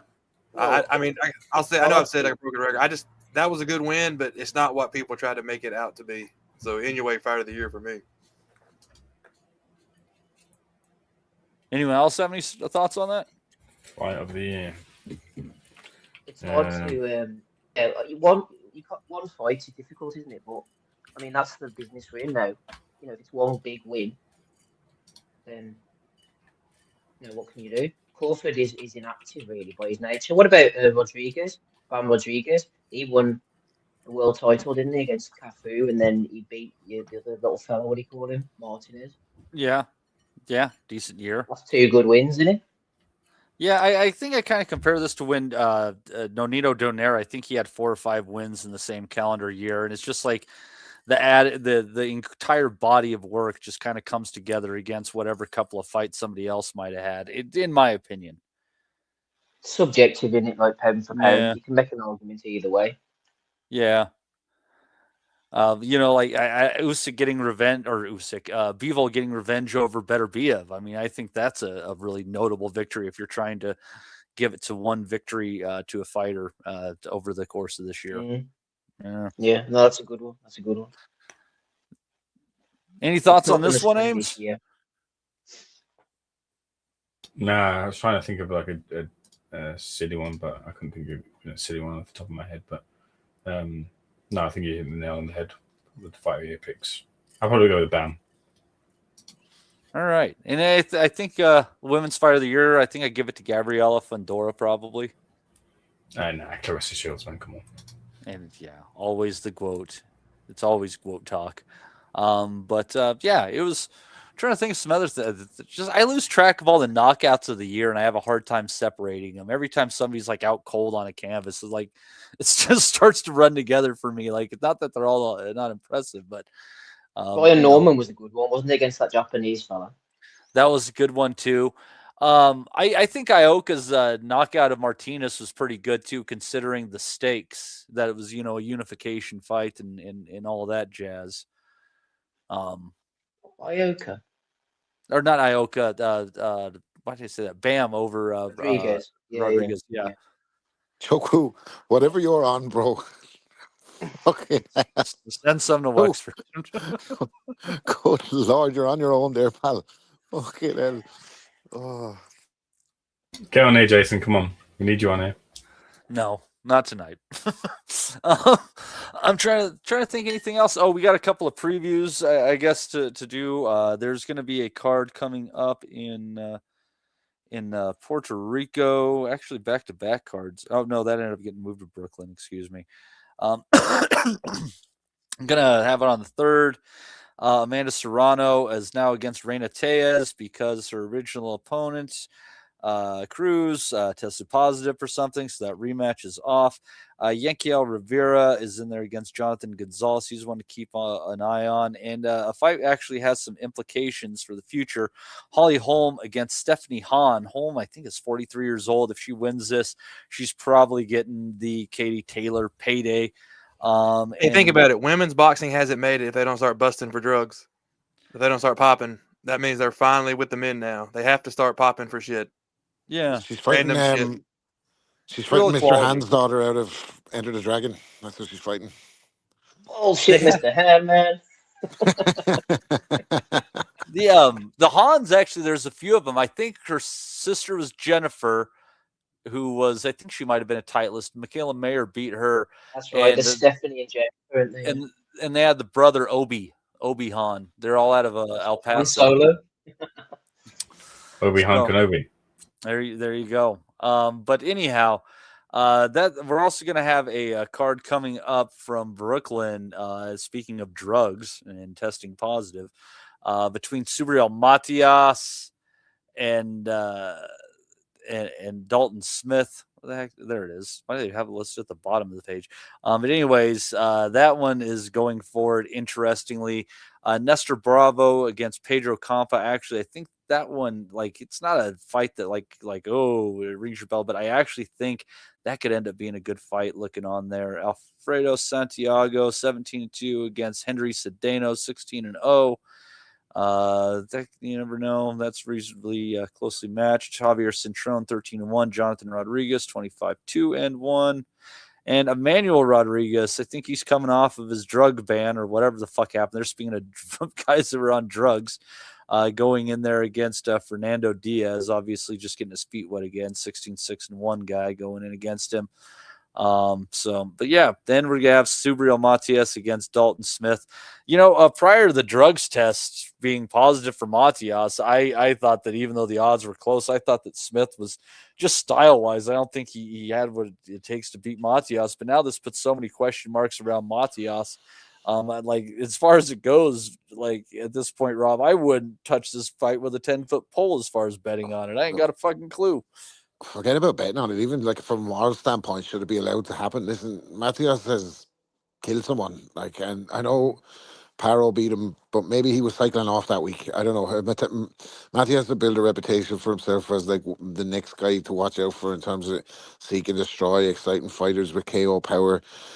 The fact that he's popped and they're letting the fight go, if anything was to happen to Dalton Smith now, like I don't know where that would fucking leave the sport. Like they can't hush it up or whatever because it's already out there, like that he's popped and that it's such a trace amount that it's not going to affect his performance. They're letting the fight go ahead. Now, I don't know enough about sports science and all that shit to really know the impact, but the optics do not look good when one guy has there's been a date as a result of a stoppage loss to Subriel Matias, and they're letting this fight go ahead after he popped. And then one of the fights a while back, there was a similar trace amount, and then they called it off and brought in a replacement last minute. Like it's fucking the Wild West, isn't it? Like it's just again a microcosm of everything that's wrong with the sport. Saying that, I think Dalton Smith would have to have one of his better nights, I think, to come out on top of it in that fight. But Matias is a bit of a robot. Like he's not very dynamic, and I think if you can get side to side on him, and move him around a bit, you could potentially kind of jab and grab away to a 12-round decision there. You got to keep your hands moving and your feet moving. Pick your moments with them. You know, it just the fight on the up and up, style versus style, whatever that means. Exactly. So Dalton Smith's a live body in the fight, and let's hope it remains that way. That's true. I think Smith beats him. I think he knocks Matias out. Nah, no chance. I think Matias going to beat the shit out of him. I ain't seen nothing from Smith to suggest he wins it. Especially if your man's buzzing on the gear. Like, I know Matias has been found out, but sorry. Really brings their career into context, like you both were saying, kind of, especially with what Matias has done in the ring, even outside of that moment with Dadashev, just the way he comes forward and just throws shots relentlessly, or at least with the relentless power that he has, it never really seems to wane. And I always thought with Smith, he hasn't really fought a live opponent like that who's somewhere near their pomp. They've kind of been fighters who've faded, or competition that's not really been on his level on the way up. So has beens and never was. Yeah, and then, right. There's nothing that he's fought aims that says he's ready for someone. What Matias brings to the table. The tough thing for him was that out of Puello and Matias is probably the easiest style for him than Puello was, because Puello would have been all wrong for him. Yeah, all wrong for Dalton Smith. So it's a tough one to take. That you have to take on Matias as the other side of that, because he's a tough fighter, regardless of, or even with the drugs thing in the background. They just have to be hot on the testing, the extra testing, which I believe is apparently been done for that fight. So we'll see how that impacts Matias going forward. But it is worth saying that Matias looked like shit in the last few rounds against Puello. He was puffing. The damage might already be done though to Dalton by that point. You would think. But yeah, so that one's going to be on the 10th. The reason I do that is I think we'll take next week off and then come back and take care of this, and then we'll probably go into a regular pattern again, just around the holidays, etc. But I don't want to leave you guys with that. Steve is here, so what does that mean, Steve? Apparently nothing at all. Did he leave for a second? It didn't mean shit. Oh, we said be right back, of course. Perfect timing. So I'll keep this going blindly for a couple of minutes here until he returns. But yeah, it's I don't know what to expect from this year in boxing ahead, honestly. I think the DAZN model is on shaky ground. And if DAZN goes tits up, I have no idea where boxing. Would you take the over under DAZN 2 years? What's that? Over under DAZN 2 years left. We take the over or the under? I'd say over, but just barely, especially with Paramount doing the deal with Zuffa Boxing, which is Dana White's thing, and they do work together and shit. I don't know. I have no idea. Probably 2 years is right about it, though. What about the return of Sky Sports? Rob, you looking forward to that into boxing? Apparently with TKO and MVP as the front runners. Who was the front runners? TKO, so Dana White, yeah. And MVP. They're close to the Sky deal, and MVP are obviously Jake Paul now. I think MVP have been told that they need to buff up their stable, and they just missed out on Vidal Riley, which is a shame. They've got. They're going to fucking lose sleep over that, alright. No, I think it would have a good addition to their stable, and then also a big ticket seller up north might be joining them as well too. Yeah, I get you. For the sake of it, if I had to make a choice on it, I would go the TKO route because I think it needs a fresh approach now. I don't know what it's going to be. I don't necessarily know if it's going to work out as a great thing for boxing. I was willing to give Ben Shalom a chance and Boxer. That proved to be an absolute unmitigated shit show and a complete failure, it has to be said. Things were so bad, the people were clamoring for fucking the return of Matchroom. So if it's not going to be Frank, who couldn't give a shit, is off in Riyadh. I would just fuck it. Let's see what Dana White's going to do. Like, he's not a boxing guy. Everyone in boxing has a natural weariness about the guy, or a natural kind of cynicism over him. But what he did with the UFC is impressive in terms of a company and what they build up and marketability and all that. And yes, it's fallen off a ledge now, but everything fucking falls off a ledge. And nothing is as good as it was. It's just in the move to Paramount and the one flat fee and shit like that is an admission that what is killing these sports is the pay-per-view model. It reaches the pinnacle, and that's the fall off. Yeah, and I think it's just not sustainable unless they can completely combat streaming. It'll never work again. And in order to, I think they finally realized that in order to have pay-per-view, you actually have people. You need to have demand and interesting fights that people are willing to put their hand in their pocket to support, rather than bootleg, unceremoniously. So look, I don't know. I if it was me, I'd edge towards the TKO. Just let us see something new. MVP, I don't really have much great faith in, based on the cards that they've put on these undercards of Jake Paul. I mean, a lot of great women fights, but like, I want to see fucking Tyron Woodley and these guys fighting. Like, so why just have them on Misfits or something? I think the MVP cards so far are still hybrid Misfits cards, whereas TKO is an unknown entity. But let's give it a chance. Like, let's see what they can do. Well, Sky will like the female aspect of it, and I think the thing with Nick Khan, Sky Sports, thing with Nick Khan and the UFC, it's who's leading the TKO project. Is it Nick Khan? Is it Dana White? And what that means for that project. Look at some of the criticisms that are going on, with the WWE. They're on the backslide of their creative, which was on a high for the last 2-3 years. Now there's coming under a lot of fire. Obviously, creative isn't too much of an issue, but it does come to when it does in some form when it comes to promotion.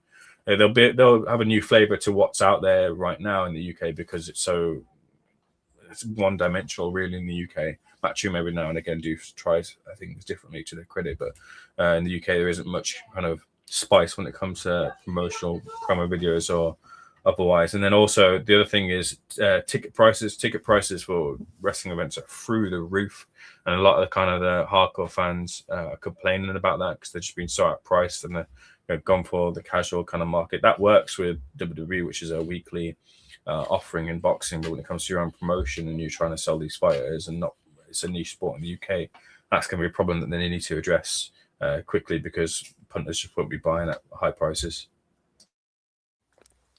They need to bring Anthony Ogogo up to the big leagues. He'll bring in the viewing audience in the UK, clearly. Well, he's in AEW wrestling. I think he's on the other side. Good for him. Yeah. Good for him. Anyways, it's going to be about that time, but we have Mr. Steve Wellings with us. So what does that mean? That means value of the quarter, ladies and gentlemen. Value of the quarter. I'm trying to upload the assets here, Matty. Can you still hear me? Yeah. Yep. Yeah, I don't know what's going on. It keeps telling me off, man. It keeps saying, "Whoa, you've got a lot of files. Each brand is limited to 100 images. Please delete some files." But I'm deleting them, but it's not letting me upload any new ones. But we're gonna have to carry on regardless, aren't we? That's what we have to do here. That's the best we can do. Value of the week Are these episode. the Epstein files, Steve, or what? What'd you say? The belly of the court has been redacted. I bet you the video's up there taking up the bandwidth. It might be actually. They're trying to silence us, man. Yeah, they're trying to redact us. I'm gonna have photos here. Well, they've been doing a great job fucking silencing us. We're being shadow banned. Anyway, not to worry. Well, maybe like our mate Golovkin. I don't know if you guys saw this at the weekend. This one made me laugh. Golovkin being stuck in between those two guys. All he wanted to do was watch the fights, man. And these two boys next to him were just talking away throughout the whole thing. I'm assuming, Matty, you went through the Japanese card at the weekend. I watched the main two fights. Yeah. Yeah, Golovkin was. He was Golovkin's he's after having a few Christmas dinners as well, isn't he? By the look of him, like he's not making 160 anytime soon. That's him there. I think he's looking a bit trimmer than he was before, but them two boys next to him were just chatterboxing all the way through. Loving life out in Saudi. Where was His Excellency? Why was he not there? Who knows? I didn't even know that he wasn't there. I was paying that little attention. Usually you see him sitting at ringside, don't you, on his phone, but he didn't seem to be there for whatever reason with that. They need to get the quota over there, I think. What about that, Rob? What about it exactly? that was spice up the Saudi shows. Well, if that's not a fucking image that'll make you want to invest 15 milli, what is? She's getting dangerously close to Chris Rock's bit about fat women who don't give a fuck when they go out to the club. He says it looks like someone's baking bread in there. Yeah, the bombs, yeah. Look, yeah, anyway, episode 645 of Value of the Week. We all know that the sport is in the shitter, but as Eddie said when he started off at the Zone, it's all about legacy. None of these misfits fights, none of this nonsense. It's all about creating a legacy, and he is taking absolutely nothing to do with it. We're going the other way. We're going on the greatness of boxing, the traditional side of boxing, the big fights, the unification, the governing bodies, letting fighters chase legacy and wear the belts that their heroes wore before them. That's what we're doing. And I'm saying to boxing fans, oi, come with me. Get on my side. Because I love boxing. We love boxing. Mm-hmm. There is strong talk this lunchtime, Mr. Jordan, that soon to be announced this very day, Anthony Joshua versus Jake Paul, scheduled for December the 19th in New York. So Come with me, lesbian seagull. Oh, it's all about legacy, Justin. It's all about legacy. I thought it was funny that Eddie was going on about weeks about, you got the Jake Paul offer and then you got this other offer going on in White Do, which turned out to be fighting in Saudi for a couple of million against and just turning up on surprise against Cassius Chaney. But it took apparently Matchroom and or Eddie and AJ's team a few weeks to mull over 40 million versus Jake Paul or 2 million versus Cassius Chaney. Took weeks, that one. Hey, if you don't come with me, no legacy for you. Get over to Zone. There'll be no fights for you. I need to dig that one out. I know the classic, Justin, the classic no fights for you on the Zone. I think it's about pay-per-view, though, Justin. I know we talked about it. Fucking no fight for anyone these days. The model's all reversed, isn't it? Because they're not looking to put guys together to make pay-per-views. They're like, oh, we're going to have 12 pay-per-views this year, and then we need to find guys to fill the spaces. What do you think, Justin? Are you ordering these, the ultimate package on the Zone? I haven't ordered a pay-per-view in 24 years, so I think I'm good. And technically, I didn't order one 24 hours. And technically, I didn't pay for that one. The guy's dead did, and I never paid him back. So actually, I've never paid for one. And it was pornography. Paying for AJ versus Jake Paul at Christmas. Where better could you spend your money? What about on some Lennox? Oh, the toilet for him. Lennox. That's not real. That's not real. It is waves, man. Get some Lennox on the go. No way. I cupboard. I used to be a fragrance head as well back in the day. I never heard of Linux with the exclamation mark. What the fuck is a fragrance head? I used to collect them. Oh. Yeah, man. What about Paul Smith owed the toilet? Did you have any of that? Nah, Paul Smith isn't Paul Smith though, is it? Come on. Wonder what that smells like. I think fragrance head might just be another way to say I have body odor. You know the creeds and all that. You ever had a creed? That one smell good. But Lennox, no, this isn't real. Get on the Lennox. Get on the we're fans of crypto. Don't forget, boys, on this show as well. Bit of Bitcoin, Rodney. But Ryan Dale has invested smart investments into the Ebenezer blockchain, offering cryptocurrency blockchain there with Ebenezer's face on. Reminds me of the Gibraltar coin back in the day. I think that was Dillian White, was it, against Povetkin 1? Was that the scene of the icing? I think over on Gibraltar. No, I feel like it was a stupid fight. Yeah, well, we've got the Tete coin anyway. And Joe Gallagher has been dragged in. He's been drawn in by the Bitcoin Rodney scene. So has Rick Glazer. He's been hacked, apparently. Well, he told us, excited to share that I've just purchased a Cybertruck thanks to the success I've had in Bitcoin mining. I'm incredibly grateful to my coach, not Bitcoin Rodney. It's Bitcoin Bianca for the guidance and support throughout this journey. Crypto has truly opened doors for me, and this is just the beginning. Follow her now to get started. And then whoever's got control of Rick's account here has put one up of him and Sonia as well. The PayPal there flying in. Hey guys, this isn't normally what I do, but I'd like to post my award here. More big returns with Bitcoin Bianca. And finally as well, here's one more for you. Congratulations to me, says Rick. I am very happy about this. I just got a new home for my family. I feel very happy right now. I feel fulfilled right now, thanks to my mentor, Bitcoin Bianca. She made this possible. She's no joke. Add her now. Justin, why don't you? This can be your opportunity. Don't miss out. You getting into Bitcoin Bianca, Justin, off the back of it? Fuck no, I don't believe any of this shit. So I don't think he has any fucking cars. I don't think he has any house. I think No, that's one of the ones where someone compromises your account and then tries to compromise the account of a famous person and try to get him to buy into a crypto scam. Yeah. Can you imagine the fury that Rick Glazer went through when he fucking saw those tweets coming up? I bet you he was like tweeting himself, going, "I'm gonna fucking sue you. I will sue," because he sues everyone. Don't he? Take that down immediately. I'm gonna sue. Imagine being such an He's writing to himself on Twitter, like.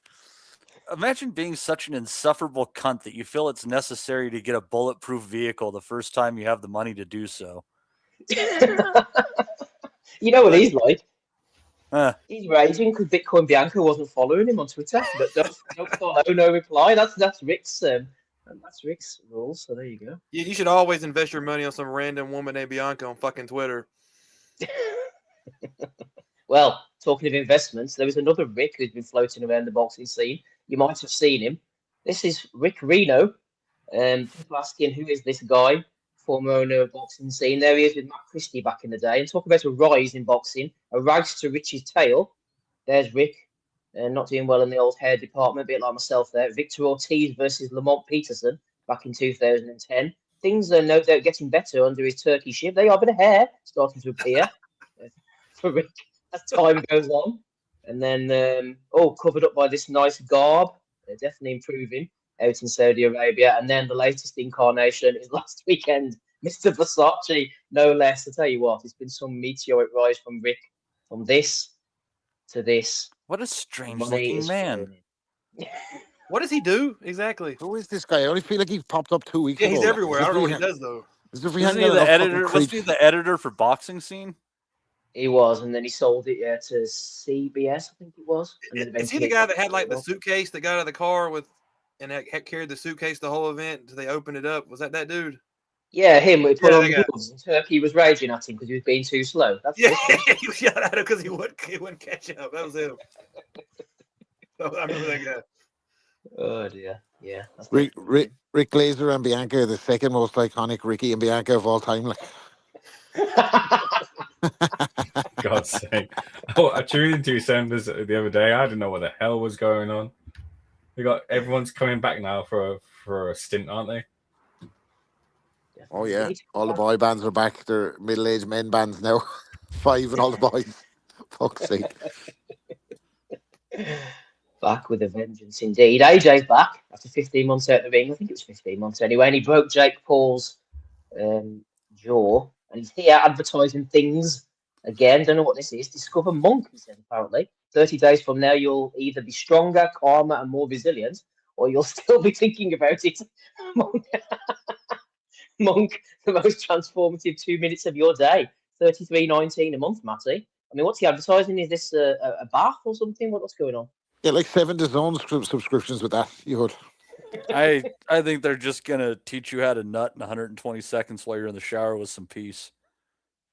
Quite possibly indeed. Yeah. Wish AJ well. It's all kicking off. Hoops here. Pray for Jake Paul. People laughing, making memes. What he's literally in the hospital right now. Those punches from Anthony were not clean. Illegal shots, back of the head, shoulder hits. They robbed Jake tonight, and everyone saw it. This isn't funny. Says Hoops. Spell you the week, my friend. It's real life. Fuck off, Hoops. Why is the other brother dressed like fucking Carlito Brigante when he went to see fucking Kleinfeld in the hospital? What's that for? Logan Paul looks He's like a funeral. Yeah, that's what he looks like. Logan Paul looks like he's going to play Kiefer Sutherland's character in The Lost Boys in a high school production. Hey, people pay for it. They pay for everything else they do. Absolutely. 1.5 million views for that one. One person who's not getting on the bandwagon is Gareth A. Davis, who tweeted a few years ago, I do not believe this fight should be sanctioned or licensed because it's not safe for Jake Paul, Davis said simply. A few months ago, of course, the AJ fight. Not happy about this. We are looking at an area level cruiserweight/heavyweight, he said. An area level, local area, UK level, British level fighter, said Gareth, who 22 hours before the main event, here at Jake Paul versus Anthony Joshua press conference in Miami. It's live now. The guard, man. Absolutely shameless. Absolutely shameless indeed. What else? It's almost as if he's a shameless hypocrite. Is that what you're saying, Lisa? Almost. Oh, dear. Shout out to Thomas Schreiber, actually. I picked this one up myself. Thomas, who once referred to Dillian White as the baby snatcher, was back up to his old tricks again whenever Badu Jack was fighting against Noel McCallion in the rematch recently. He has an interesting spin, an interesting twist, I felt, on Badu Jack's nickname. Let's have a listen. And now let's welcome to the ring the defending world champion, Badu Jack the Ripper. Jesus Christ. Yes, that's fucking great. So has dyslexia, doesn't he? Like, it's not even funny. How can he be getting all that wrong? Like, Both have been Rip victims. the opponent must have really shit himself. He's like, damn, fucking hell, who am I fucking? You got to get inside on him now. He likes to go to the body. What you really have to worry about is if he gets to the inside. Can't let him in. Good old Schreiber. Good stuff indeed. IFL is back as if they ever went away with some brand new content. I know recently, what was it? They were having the world's strongest woman lifting, John Fisher. You had Luke Littler on the podcast. Now you've got IFL Islands, Paul versus Joshua edition.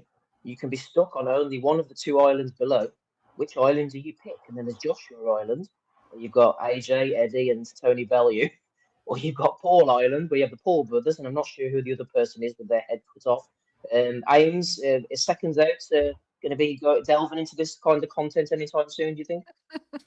Probably don't have the socials guys even sort that sort of stuff out, so probably not. No. For the record, I'd probably be on. Well, who's the other head on the Paul Island? I'm not sure. I've inadvertently cut them off. Ames, would you go to Andrew Tate Island? He's already been, has he? He's on the flight log. Has he got an island? You might be on Epstein Island and stuck with Bellew, wouldn't you? Me? Let's hope let's hope IFL Islands join NATO and they become a legitimate target for Russia. Hold on, not trying to get back to the Thomas Schreiber. Isn't Badu Jack named the Ripper? Or did I hear that? I mean, I didn't. You said the Raper, Justin. Oh, the Raper. Okay. I'm sorry. Well, from your part of the country, it might be kind of interchangeable. Okay. Okay, I thought that's what he said, but I was over messing with this fucking thing. I didn't hear him say tomato raper. kind of thing. It's not a big difference. I just, I was just curious. let's not split hairs. Without lubrication, any raper can become a ripper. Oh dear me. Yeah, there we go. What else have we got on the agenda here, then, gentlemen? Let's have a look. Oh, there is apparently a bit of beef going on between this guy Skinner, not Frank Skinner. I don't know what his first name is, and Big John. They're going in on each other over the Bosch. Apparently, the rights to the Bosch. What is it? Passphrase? What is it, Rob? Yeah, your man Tom Skinner used to be on The Apprentice, and he went on Strictly, didn't he? He used to be on The Apprentice, and he's a grafter. Like he's a West Ham lad. He likes a graft. He sells mattresses. He's a bit of a social media presence. And then he did like everybody does when they go on Strictly, followed in the footsteps of Joe Calzaghe, and had an affair on the missus. Don't know if they were both interlinked, but he's the one. He's the original. He's the one that's credited originally with coining the catchphrase "Bosh." I remember Ozzy saying that years ago when Big John first came on the scene. He was like, "It's not even his fucking catchphrase. Like, it's your man Tom Skinner says it." Like, yeah. Right. Oh, there we go then. Thanks for Well, clearing let's that, hope the Rob. two So of them what? fight to the death over it. Yeah, we're going to say exactly what's going to happen now then with Bosch Bingo, Rob. Is this on the line, the 28th of February in the warehouse in Leeds? Maybe Josh Warrington will be there. Bosch Bingo. Maybe he'll have to just tweak it slightly, like. Do you know the way, like the TK Maxx thing? Like TK Maxx is called TK Maxx in Europe because somebody owned the rights to TJ Maxx, the American company, so they had to slightly change it. Like maybe he'll just have to start going around saying "Nosh" instead of or "Bash" or something instead of fucking. Is he sitting in a bowl of pasta? Or Chinese? Yeah. He is. I bet the you- bubble. Getting served by bananas, Ali G and a stormtrooper. Or is that JP from Joe Joyce's Intergalactic Conference? Do you think that instead of like a regular bingo card where you like dab out the numbers, that instead they're like all going to be covered in dumplings, and whoever ends up having to eat all their dumplings off the thing is Chicken balls. winner? Yeah, chicken balls. Yeah, That's what they're they're chicken on. balls. That's what he's yeah, sitting in, and chicken prawn balls. balls and Oh dear me. Right, what else have we got? I'm sure there's a few more videos. Let me just scroll on down and see what we've got. We've done Thomas Schreiber. We've done Eddie's Legacy. Ben Shalom. He's still enjoying himself at the moment. He was going on about the Jamie TKV against Fraser Clark fight, and he mustn't have got out much, Ben, because he makes quite a lofty comparison between TKV and some of the greats of the heavyweight realm. Let's have a listen. And I think Jamie deserves a huge amount of credit because boxing on the inside against Jamie TKV is a bad idea. He's the best heavyweight I've ever seen on the inside, truly. And Jesus fuck. The best heavyweight I've ever seen on the inside. Forget about Joe Frazier, Matty. Jamie TKV is the best on the inside of all time. That's venison. I've seen 5 heavyweight fighters, and of all of them, Jimmy TKV is the best on the inside. Buddy Jack getting stuck into the inside there. Talking to Joe Frazier, actually. Ronald McIntosh. Do you know what Kabayel would do to that motherfucker on the inside? Good to think. It could happen if Kabayel gets past Damien Noiber. Yeah, that's the prize waiting him. In a few weeks' time, TKV is the prize. The best of all time. Ronald McIntosh was going off on one whenever TKV fought against Fraser Clark. I know it was a few months ago now, a few weeks ago. But obviously the value of the week hasn't been out in the open lately. But there were some absolute classics, including the billiard ball head, which I didn't get sent. But someone did send this one in to me from Ronald McIntosh, making comparisons between Fraser and another Frazier of a similar name. Let's have a listen. Perhaps it was always preordained because his father, who came over to the UK from Jamaica as a teenager, named him after Joe Frazier. But unlike Smoking Joe, the iconic heavyweight champion of the world and Tokyo 64 Olympic champion Fraser Clark, his first name has no I. Smoking Joe Frazier's name did have an I in his family name. Well, there you go. Hard hitting. Worst thing is I was watching that in real time as well. For fuck's sake. You learned something new, Rob. Well, I've no eyes at all. My eyesight's brutal. Like fucking, I can't say anything at all. Oh dear. Maybe Rob is under the influence, or on Pobox under the influence They brought in boxing influencers, I'm assuming influencers, to score the fights. We have Elijah Kidwell, Max Calandrilo, and Remy Johnson. I have no idea any Never of heard these anyone of these guys. influencers. Whoever wrote that was under the influence. But yeah, they drafted these boys in Ames at ringside to score the fight. They weren't bad at scoring the fights. I've never heard of any of them. Ames, No, isn't Max that Max Mighty Max or something? He's been on Twitter for years. I'm sure that Max fella. I know who wrote that. It was the guy that did the ring announcement there. The Battle Jackson. I don't know.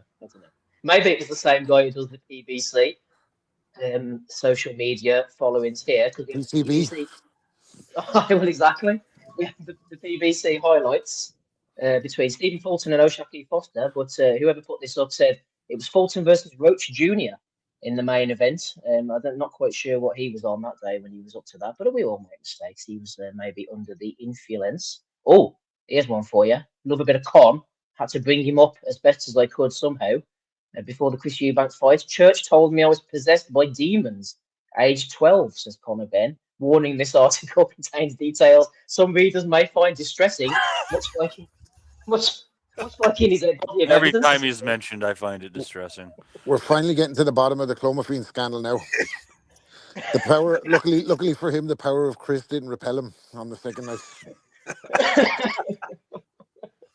Well, as Ryan Dale joked in the chat, he said it was, what was it, therapeutic use exorcism?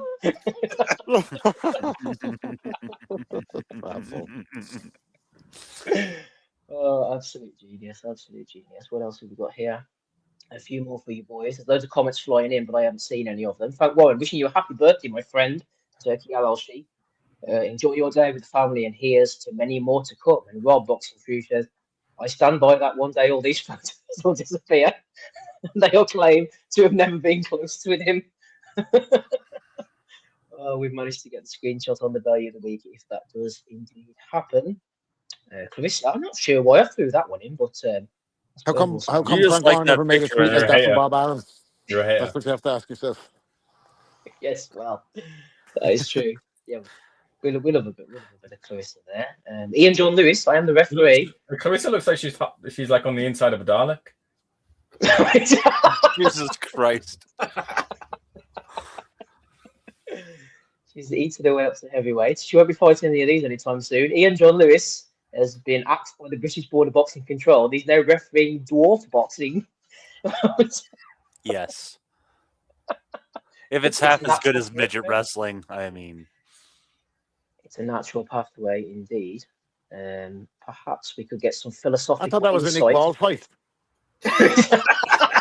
He's that Cruz. Yeah. At least in this position, he'll only be making little mistakes. Yeah. Oh dear. Yeah, someone sent this one in to me, Chris Eubank, senior.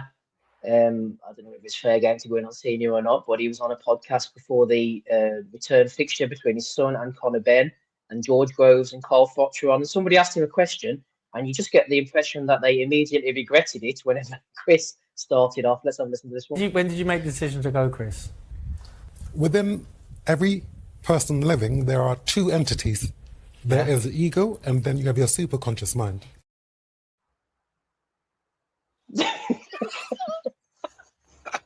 You can have an interim superconscious mind as well these days in boxing. And here I assumed he was all ego. Could you imagine the conversation him and Joshua would have one-on-one? Can you imagine the conversations he has with himself? Reminds me of the time he went to visit Naz before the Barrera fight, didn't he? And he did a big poet about ancient druids, and the punchline was the guy broke wind, and then the whole room just fell silent. And Naz said, "Chris, you must have some shit going on in your head, man."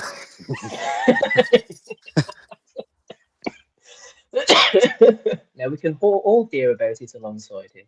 Right, from the insane to the ridiculous, Tony Bellew was getting it in the neck over on Facebook from Danny Christie, who wrote, for a number of reasons, until lately, me and my son Archie followed and supported Tony Bellew. We recently got to meet him at BKFC Manchester, bare knuckle boxing, I assume. My son is a very polite and respectful young man. He approached Tony and asked him for a picture. Tony stared at my son for a prolonged period. He sighed, then nodded. He then huffed and puffed while taking one step out of his seat for the picture with my grateful son. Tony had a face like a slapped arse, and the picture was my son was beaming.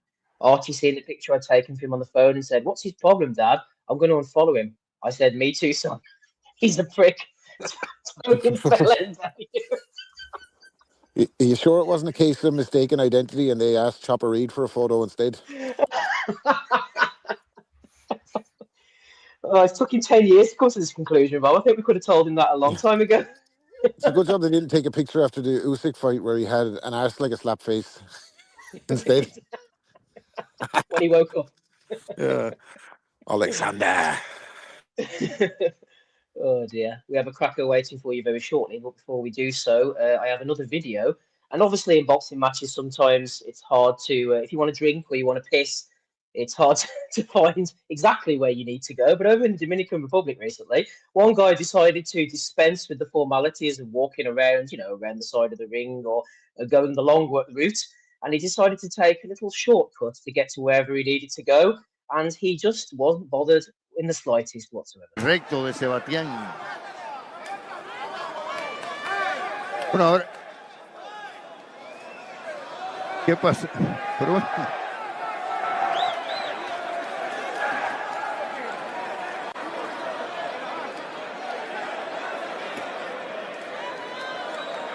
Bueno, se le escapó a la seguridad.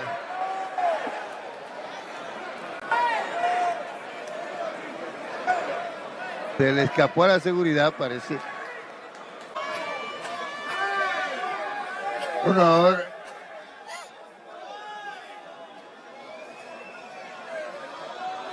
¿Qué pasa?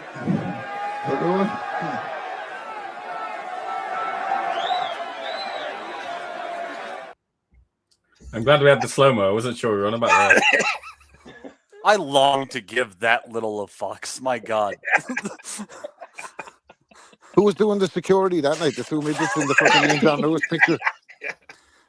Hey. I imagine they used to work for the Secret Service last year. You would have to believe the Dominicans are very tight with their security there at ringside.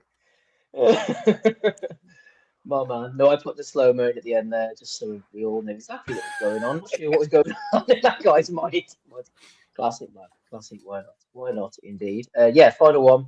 Rob, you sent this in earlier. Absolute cracker, man. On Steffi Levy. She tells a nice little story here. Guy came up to me at the hotel in Egypt, said he reffed my fight against Rouge. A small world, innit? Anyway, didn't see him again until a few days later. I'd shit my pants poolside. Not short, full and shit. Then I had to try waddle over to my towel without it escaping, only for Mr. Referee to walk past and shout, "All right, champ, if you're reading this, Mr. Referee, that is why I was ignorant the other day. I'm presuming everyone shits themselves on holiday due to weird food and water. If they don't, then I've pretty much embarrassed myself here. I'm sure everyone does. You just don't admit it.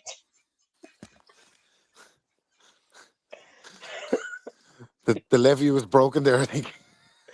The lengths someone will go to not to have the referee think that she was being ignorant or embarrassing him, puts a whole post up on Instagram and explains that she shit herself at poolside. So there you go, Miss. Have you ever interviewed this young lady, Ames, by any chance? No, but I can imagine it was Howard Foster and he just waved her off. He was asked to interview her face to face, but he said he'd do a Zoom that day, didn't you, James? I don't think I ever spoke to Stevie. I'm not sure. Posts like this will turn a 7 into a 4 real quick. Just you can catch her live on fucking pay-per-view Smell-O-Vision.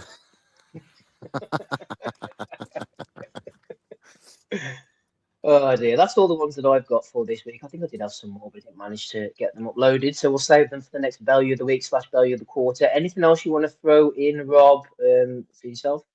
No, I think that's a nice way to bow out, particularly for this episode, with an actual shit show. Fuck's sake. Indeed. Any Justin that have taken your fancy, come to mind over recent weeks? Anyone you want to throw in to the dustbin? No, not really. Not really. Nothing. Ames, what about yourself? Any?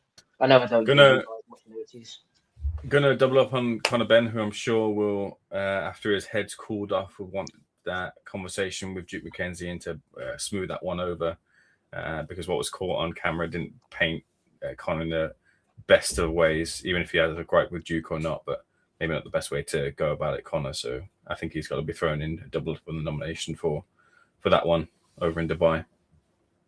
Absolutely, double or nothing for Conor Benn. In a totally unrelated point, they reckon that roid rage is a thing, don't they? He's an angry man. An angry man. He's got the demons buzzing around inside him. Matty, talking to demons. What about maybe you? it wasn't him that confronted Duke McKenzie. It was Linda Blair. Tony Blair. Oh dear. I've got nothing, Anything, Steve. Your repository was plenty. Oh, my repository. Or suppository, who knows? Let's go through them very quickly and then everyone can make their picks. We had the videos. First of all, we had Ben Shalom going on about TKV. We had about Frazier with an I from Ronald McIntosh. We had Chris Eubank Sr. going off into another dimension. We had the random ring walker guy. We got there in the end with him. Eddie at the top of the session talking about legacy. We had Badu Jack the Ripper, no less. Let's not be confusing exactly what he said there. And then going through the images as well, we had Triple G getting the ear bent off him by them two boys. We had Lennox, the aftershave, for all you aftershave heads out there. We've got Blockchain Tete, Glazer getting spoofed by Bitcoin Bianca. We had the rise, and the even greater rise of Mr. Versace himself, Rick Reno, Rise of the Nerds, Revenge of the Nerds even. Transform Your Day with Anthony Joshua, he's transforming our Belly of the Week this week anyway. Hoops going in on Logan Paul and Jake Paul. We had Gareth A. Davis distancing himself mentally, if not physically, from the Paul Joshua fight. We had the IFL Islands, the Battle of the Bosch between this guy Skinner and the Bosch Bingo himself, Big John, who seems to be finding himself all over the place at the moment. We had the boxing influencers, the erroneous PBC social media guy, the therapeutic use exorcism, distancing yourself from Turkey. It might happen. Distancing yourself from the GOAT as well. Not much distance between these boys. The dwarves are getting refereed by Ian John Lewis. Bellew getting roasted from Danny Christie and his son. And Stevie Levy as well, shitting herself at poolside. In Egypt, Matty, quite the chocolate assortment this Christmas. Who are you going for? It was foreign soiled. Let's see here. No carpets to wipe your ass on. They're all in the ring, damn it. I gotta go with the ring announcer and the Badu Jack incident. That was classic. That's fucking classic. Thomas Triber with Badu Jack the Ripper. Justin, are you agreeing with your American counterpart, or who are you going for? Well, I like the shitting yourself thing happens. My dad shit himself in a grocery store one time, so that's part of life. But that's another story for another time. That was the funniest thing I've ever seen in my life. When he did that, that's still funny today. He don't find it as funny, but I thought it was funny. But all forgotten about now, though, isn't it? I don't know. I'm gonna go with I like the Conor Benn and the Demons. Ooh. Okay, then one for Thomas Triber, one for Conor Benn and the Demons wrapping up. Kelly, who you going for? Yeah, I think it's a toss-up between the two of them, but Steffi, like, fuck's sake. I love the way she casually said, well, Justin's after backing up the point now. He's like, she assumes that it happens to everybody at some point, so, no big deal. Carry on. Part of life. It doesn't happen in the ring. It happened in the ring. It doesn't happen to everybody, but you're generally gone past, like, 6 months. You know that way, 6 months old. When it starts happening. It once happened to Andrew Sixheads Lewis, the late Andrew Sixheads. It did. I remember that fight. He had a milkshake before the fight, and he was about to shit himself, and he suddenly just walked out of the ring. He says, no, I'd rather lose a fight than everyone see me mess myself. So there you go. And then we called him Turtlehead from that point forward. Ames, what about yourself? Who are you going for? Can't vote Gareth. Gareth spent some time with Gareth now, and he goes, when we were over in, I think it was California, he goes, after spending a few days with you, I've really developed a soft spot for you. And I said to him, well, as long as it's not a hard spot, Gareth. That was a good impression too, Ames. That was a good impression. And I quite like that Ronald McIntosh one as well too, because he's bold as well, and he's like, his commentary was like, and he's whipping the top of Fraser Clark's head, much like where his hairline used to be or once was, or whatever the hell it was. Just proper ripping him for being bold. That night, wasn't he? Well, so I don't know. As much as I want to have Conor Benn on this occasion, I also want to throw in Ronald McIntosh too. So I think McIntosh for his commentary. I reckon. Oh, McIntosh for his commentary. Which one did you go for in the end, Rob? Because I'm going for Steffi. Oh, it's got to be Steffi. Yeah. Steffi bullshit. Tommy Cup. Oh dear me. Right, yes, congratulations, Steffi. You are the Value of the Week winner for episode 645. And Matty, just before I hand it back to you, I always like to take this opportunity to play a classic because we don't get to hear them too often these days. So let's have a look and see which one tickles the old fancy there. Oh, we do a bit of Bunsey. He isn't on telly anymore unless it's Channel 5. So we'll play a bit of classic Bunsey. Not Jade, one of the other ones, and then we'll hand it back to you, Matty. You saw what the Germans do. Just think now, what's flooding out now? No, we've got to go to a break. Flooding out now, not onto the streets of Berlin, into an enormous tent pitched somewhere near the arena where people have paid €100 or more. There'll be about 5, 6, 7,000 people partying. Pussycat Girls over here singing, another band over there. Pussycat Dolls, Steve. Pussycat Dolls. You're not down with but the they kids. are girls, aren't they? You know what I'm saying?